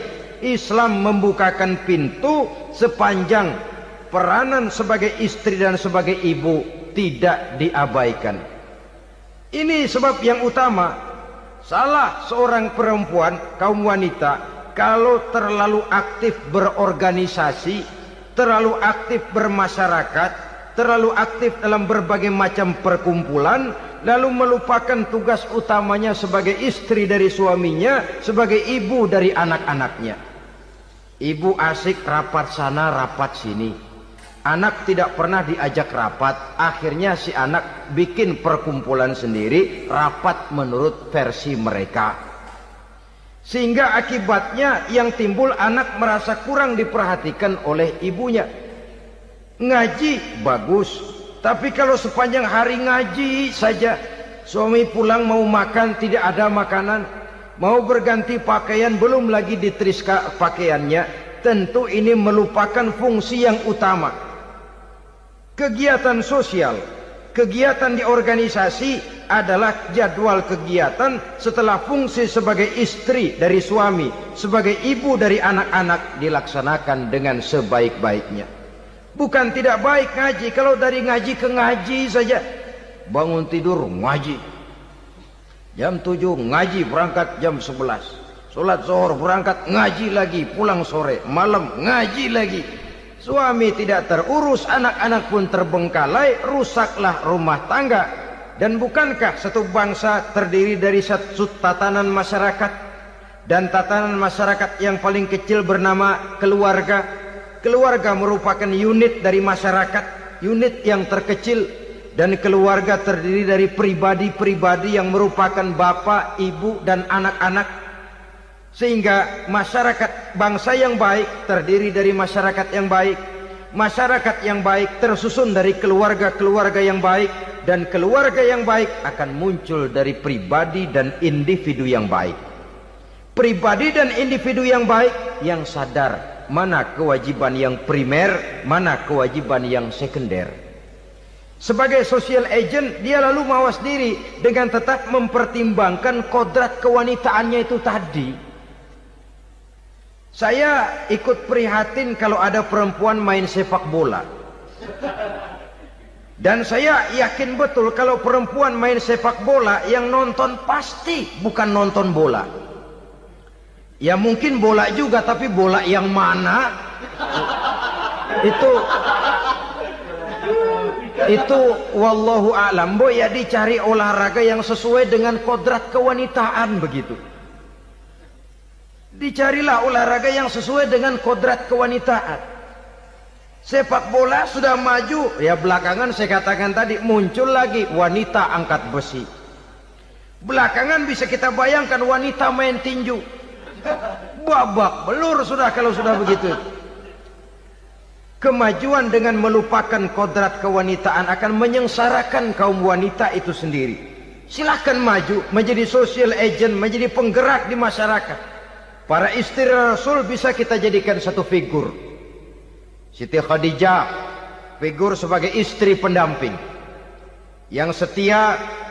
Dikala suaminya bingung, ia tampil memberikan pandangan. Dikala suaminya bingung, ia memberikan tanggapan.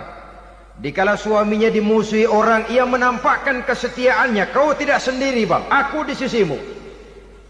Dikala jiwanya gelisah ketika pertama kali menerima wahyu berhadapan dengan malaikat Jibril, Khadijah yang menghibur. Kalla ma yukhzikallahu abada.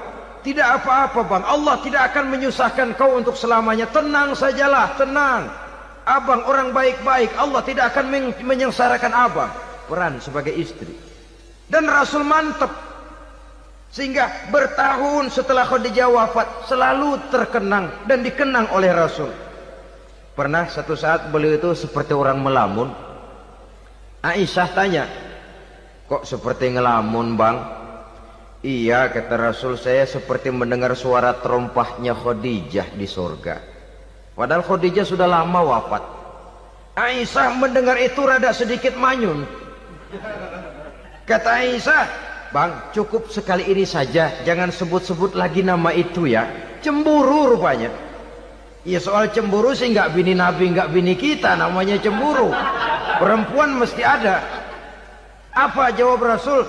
Ya Humairah, Aisyah, haruskah saya melupakan seseorang yang dikala orang lain memusuhi saya, dia mati-matian membela saya. Dikala orang lain mau membunuh saya, dikorbankan hartanya untuk membantu perjuangan saya. Mestikah saya melupakan orang yang begitu baik? Tidak, Aisyah. Sepanjang nafas masih ada, sepanjang itu saya tidak akan bisa melupakan Khadijah sayang. Peran sebagai istri Khadijah ini, peran sebagai istri. Suaminya bingung, istrinya memberikan hiburan. Kadang kan tidak, suami bingung, istri bingungan lagi. Ya sudah, mari ramai-ramai kita bingung sudah. Bukan mencari jalan keluar, yang sudah bingung malah ditambahin bingung lagi.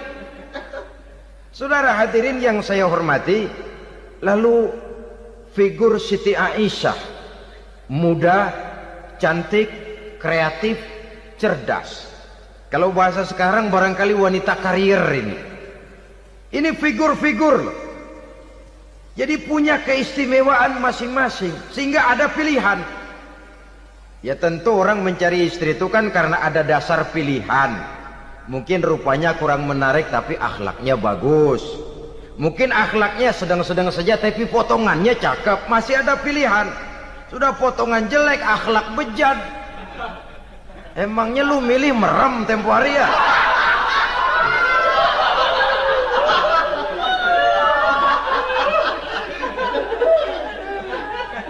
Sudah nggak ada pilihan apa-apa. Lalu ada istri yang punya keistimewaan karena sifatnya yang sabar. Ada yang wataknya itu pemurah. Ada yang sifatnya itu belas kasih. Pendeknya, dari istri-istri Rasul kita bisa menemukan figur-figur wanita teladan. Sehingga keliru kalau kaum orientalis barat mengatakan Rasulullah itu katanya sesungguhnya adalah seorang seks mania, istrinya banyak. Oh ini memang bajingan ini orientalis ini. Kalau Rasulullah itu seorang seks mania, tentu yang dinikahinya itu pertama jelas gadis semua, yang kedua tentu cantik-cantik semua. Dari istri-istri beliau yang dikawininya dalam keadaan gadis cuma Siti Aisyah. Selebihnya janda. Apa pertimbangannya? Menyantuni yatim-yatimnya, mengayomi janda-janda yang ditinggal suaminya gugur di medan perang, untuk memperkuat keimanannya. Itu pilihan utama Rasul. Kita sekarang ini ya ngakunya sih ikut sunnah Rasul, cuma sunnahnya urusan kawin melulu. Ada duit sedikit, kawin maning, kawin maning. Ditanya orang kenapa kawin melulu, sih mas sunnah Rasul. Bukan main. Kalau sudah urusan kawin pahlawan betul sunnah Rasul. Padahal kawin lagi dalam Islam itu sungguh pun boleh, tapi tidak diperintah. Tidak diperintah, memang cuma boleh. Itu kalau dalam pesawat itu cuma semacam emergency exit loh ya. Yang tidak boleh sembarang waktu bisa dibuka. Kalau memang sanggup berlaku adil, tafadhol. Kalau tidak, satu juga nggak habis. Lagian saya kira perempuan itu kan cuma perbedaan rupa saja, perbedaan selera saja. Seperti singkong dengan sate, bedanya kan cuma di tenggorokan. Kalau sudah masuk ke perut, kenyangnya kan sama. Perempuan cuma berbeda dalam selera, rasanya barangkali ya, barangkali.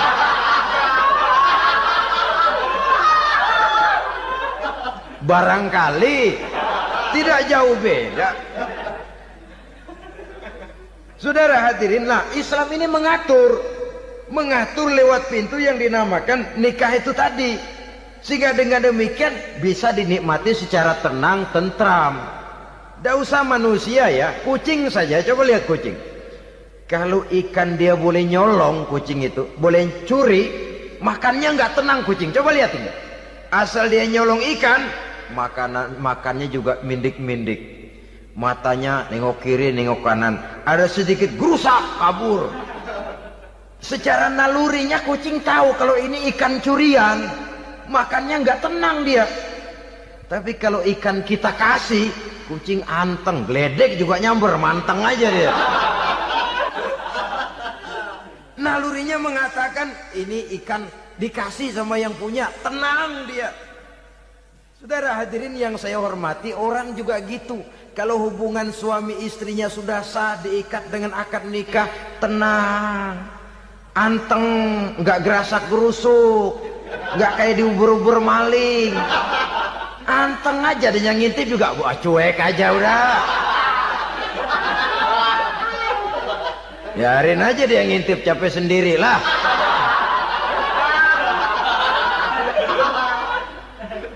Tapi kalau nyuri-nyuri, coba lihat dah. Mana di kebun banyak nyamuk, Hansip mukul tiang listrik, dia yang bingung. Islam ini sesungguhnya memudahkan jalan, saudara-saudara. Jadi sebagai social agent, wanita bisa berperan untuk itu. Apalagi untuk hal-hal yang menyangkut wawasan kemanusiaan, di mana kaum wanita karena emosinya lebih tinggi daripada kaum laki-laki, dia sangat peka terhadap masalah-masalah yang menyangkut kemanusiaan. Hatinya mudah tergugah, perasaannya cepat terenyuh. Dengan penderitaan dia cepat tergugah. Dia bisa menjadi social agent tanpa harus melupakan fungsi utama sebagai istri dan sebagai ibu dari anak-anaknya, sebagai istri dari suaminya. Saudara hadirin yang saya muliakan, dahulu Al-Quran pernah menceritakan betapa istri-istri pembesar di istana mewah di zaman Nabi Yusuf, kalau istilah sekarang nyonya-nyonya jet set, nyonya-nyonya VIP, betapa mereka mau memporak-porandakan keimanan seorang pemuda seperti halnya Nabi Yusuf alaihi salam. Dan Nabi Yusuf kemudian ternyata tidak mau jadi gigolo yang kerjanya hanya menyenangkan wanita-wanita jet set kelas VIP ini tadi. Sesungguhnya ini cuma satu simbol yang kejadiannya bisa saja terjadi pada zaman modern dalam versi dan kondisi yang berbeda.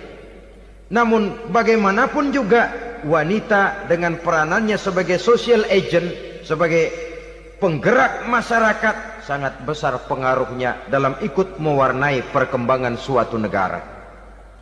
Seorang suami perlu memberikan dorongan kalau istrinya aktif di bidang sosial, asal dengan catatan saja, fungsi sebagai istri, fungsi sebagai ibu jangan sampai terlantar karenanya. Bahkan saya katakan tadi, di zaman sekarang wanita tidak lagi hanya berfungsi sebagai social agent, bahkan sebagai national agent, penggerak dari satu bangsa.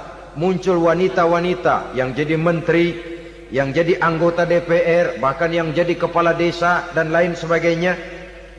Secara umum memang ar-rijal qawwamuna 'alan nisa.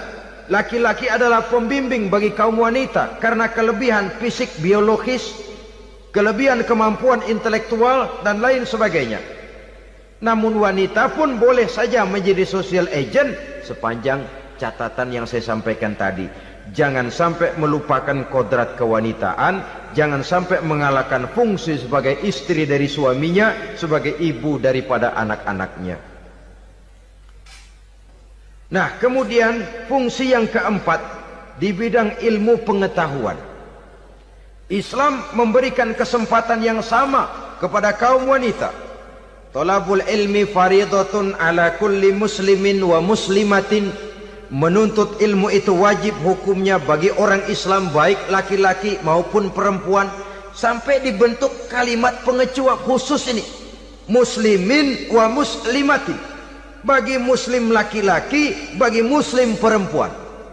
Dan alhamdulillah, kalau dulu di zaman Raden Ajeng Kartini, nasib perempuan berada di balik pintu yang digembok rapat-rapat, siklusnya berputar cuma sumur, dapur, kasur, kasur, sumur, dapur, dapur, sumur, kasur. Melingkar di situ-situ saja peranan kaum wanita. Memberontak jiwa Raden Ajeng Kartini, menuntut persamaan bahwa wanita berhak maju sama dengan laki-laki. Entah Islam sejak 14 abad yang lalu sudah mencanangkan ini, menuntut ilmu wajib bagi laki-laki dan perempuan beragama Islam. Orang Islam baik dia laki-laki, baik dia perempuan, wajib menuntut ilmu. Ilmu dalam artian umum, tidak hanya sekedar fikih tauhidnya, ya di bidang kedokteran, di bidang teknik, di bidang hukum dan lain sebagainya. Ini yang perlu dibanggakan. Kalau perlu, ini yang perlu diadakan kontes. Kontes IQ. Wanita yang paling berprestasi di bidang ilmiah, wanita yang punya prestasi di bidang menjaga kelestarian lingkungan hidup, wanita yang punya prestasi menggerakkan sosial, menyantuni yatim piatu, memelihara kesehatan. Adakan kontes macam itu untuk mendorong. Ini enggak, kalau kontes yang diukur betis, bibir, pinggul, payudara, lubang hidung, ukur sekalian kita. Apa manfaatnya dan apa unsur pendidikan yang ada di dalamnya? Tidak menguntungkan, tidak mendidik, dan tidak membawa manfaat. Kecuali lalu yang timbul pola hidup konsumen, pola hidup konsumer, pola hidup yang material, pola hidup yang wah, pola hidup yang gemerlapan. Ya, kalau oleh anak-anak muda yang terjangkau. Kalau tidak, dia hanyut ditelan mimpinya. Dia ingin bergaya hidup jet set, sementara dia dihadapkan oleh kenyataan bahwa dia tinggal di kampung, ibu bapaknya orang kampung, dan lain sebagainya. Jiwanya berontak, terjadilah kegalauan, terjadilah kerancuan, terjadilah komplikasi, perang di batin antara keinginannya dengan lingkungan nyata yang dihadapinya. Dan kalau sudah ada gejala semacam itu, penyakit-penyakit kejiwaan akan mudah muncul. Ini gejala terutama buat orang-orang yang tinggal di daerah transisi. Kota besar bukan, kampung banget juga enggak, daerah cekak. Akibatnya gayanya ya sering gaya enggak karu-karuan, gaya kepalang tanggung jadinya. Saudara hadirin yang saya muliakan, akhirnya apa? Santri tapi lagunya kayak koboi. Koboi tapi sesungguhnya santri. Saudara hadirin yang saya hormati, maka di bidang ilmu pengetahuan wanita mempunyai peranan yang sangat besar. Dia bisa tampil dengan karya-karya ilmiahnya yang membawa manfaat bagi perkembangan agama, bangsa dan negaranya. Majulah kaum wanita dengan ilmu pengetahuan, tuntutlah ilmu seluas-luasnya. Kita hidup di satu negara yang merdeka, kita beragama yang memberikan satu keyakinan bahwa menuntut ilmu merupakan kewajiban, bahwa peranan wanita tidak hanya di belakang dapur, lain sebagainya yang seluruhnya terpantul dari dinamika kehidupan kaum wanita. Saudara-saudara kaum muslimin rahimakumullah. Kemudian yang kelima, peranan wanita dalam bidang agama. Kita bersyukur sekarang ini gejalanya dimanapun pengajian, biasanya lebih ramai pengajian ibu-ibu dari bapak-bapak. Peringatan hari-hari besar keagamaan, biasanya lebih ramai ibu-ibu daripada bapak-bapak. Pengajian ibu lebih ramai, padahal kalau bicara sibuk, lebih sibuk ibu daripada bapak misalnya. Kalau sudah pengajian bapak-bapak, biasanya pengajiannya ramai cuma 3 giliran itu. Pembukaan, maulid, penutupan. Kalau sudah yang rutin pengajian tiap minggu, 3 pojok yang ngaji. Yang atu nguap, yang atu pules, yang atu ngiler. Saudara hadirin yang saya muliakan, ada badan kontak majelis taklim yang merupakan wadah daripada kegiatan ibu-ibu. Ada Ittihadul Muballighat, Persatuan Muballighat. Ada persatuan para asatiza, dan macam-macam lagi peranan ibu-ibu di dalam kehidupan beragama. Tapi sesungguhnya harus dimulai dari bagaimana si ibu mewariskan jiwa agama kepada anak-anaknya di rumah tangganya. Kalau itu gagal, dia mau melangkah ke masyarakat, dia sudah gagal sejak awal sesungguhnya.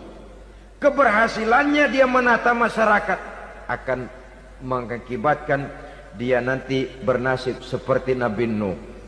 Berhasil mengajak beberapa orang kafir mengikuti ajarannya, tapi gagal mengislamkan putranya sendiri Kan'an.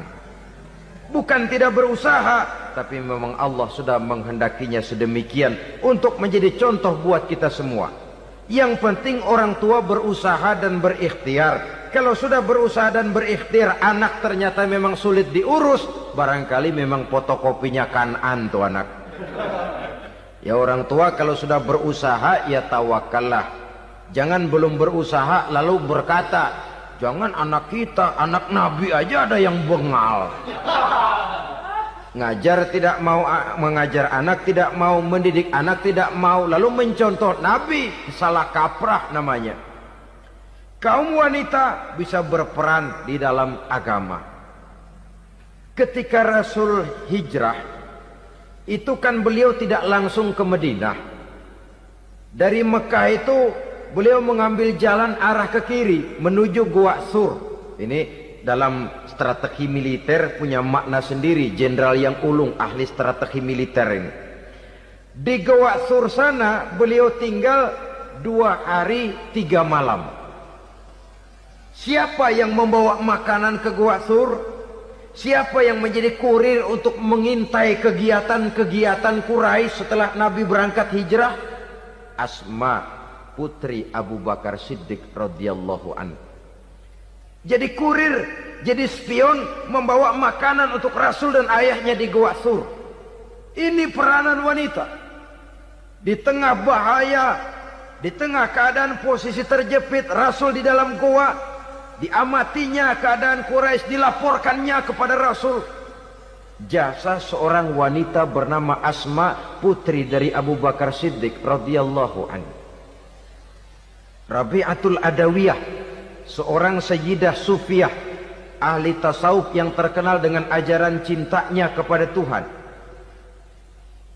Dia bisa menjadi tokoh wanita dalam gerakan sufi oleh karena kegiatannya di bidang agama, dalam arti mujahadahnya kepada Allah Subhanahu wa ta'ala.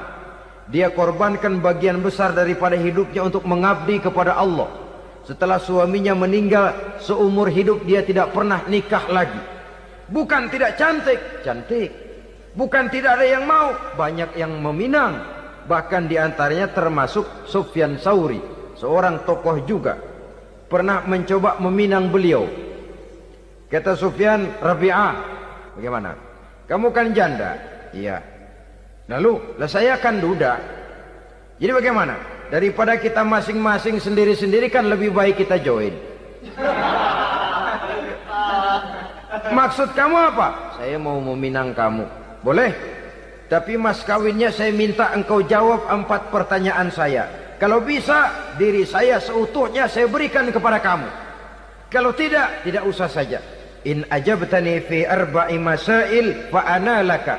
Kalau engkau sanggup menjawab 4 pertanyaan saya, seluruh diri saya bulat-bulat saya serahkan kepada kamu. Yang pertama, Sufyan, semua orang kan bakalan mati. Iya.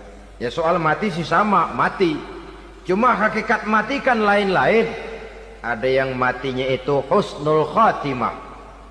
Mati baik di akhirnya. Lagi ngaji, mati. Lagi baca Quran, mati. Lagi sholat, mati. Lagi dengar ceramah, mati. Lagi sodakoh, mati. Itu mati-mati yang su'ul khatimah. Ada yang mati itu mati yang husnul khatimah, maksud saya. Ada mati itu yang disebut su'ul khatimah, jelek di penghujungnya. Lagi nyekek botol, mampus. Lagi banting kartu, plak plak, habis. lagi makan riba mati, lagi zina mati, lagi nipu mati. Kira-kira kalau saya nanti mati su'ul khotimah apa husnul khotimah? Loh, saya nggak tahu, kamu mati saja belum.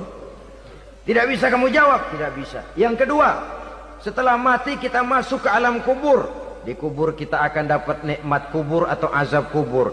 Hari itu kira-kira saya dapat nikmat apa dapat azab? Saya tidak tahu.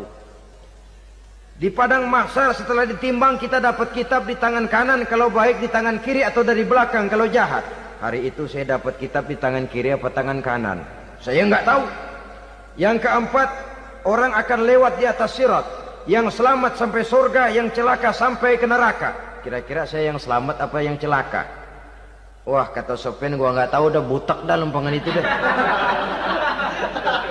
Kalau kau tidak tahu Sofyan, tidak bisa jawab 4 pertanyaan ini, maaf saja, lamaranmu saya tolak dan saya tidak akan nikah. Ini yang saya khawatir. Maka dia terkenal sebagai Sayyidah Sufiyah, tokoh wanita dalam dunia sufi.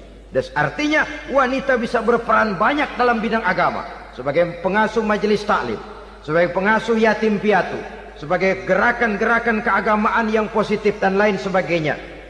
Ini dimungkinkan karena Islam menunjang harkat dan martabat kaum wanita.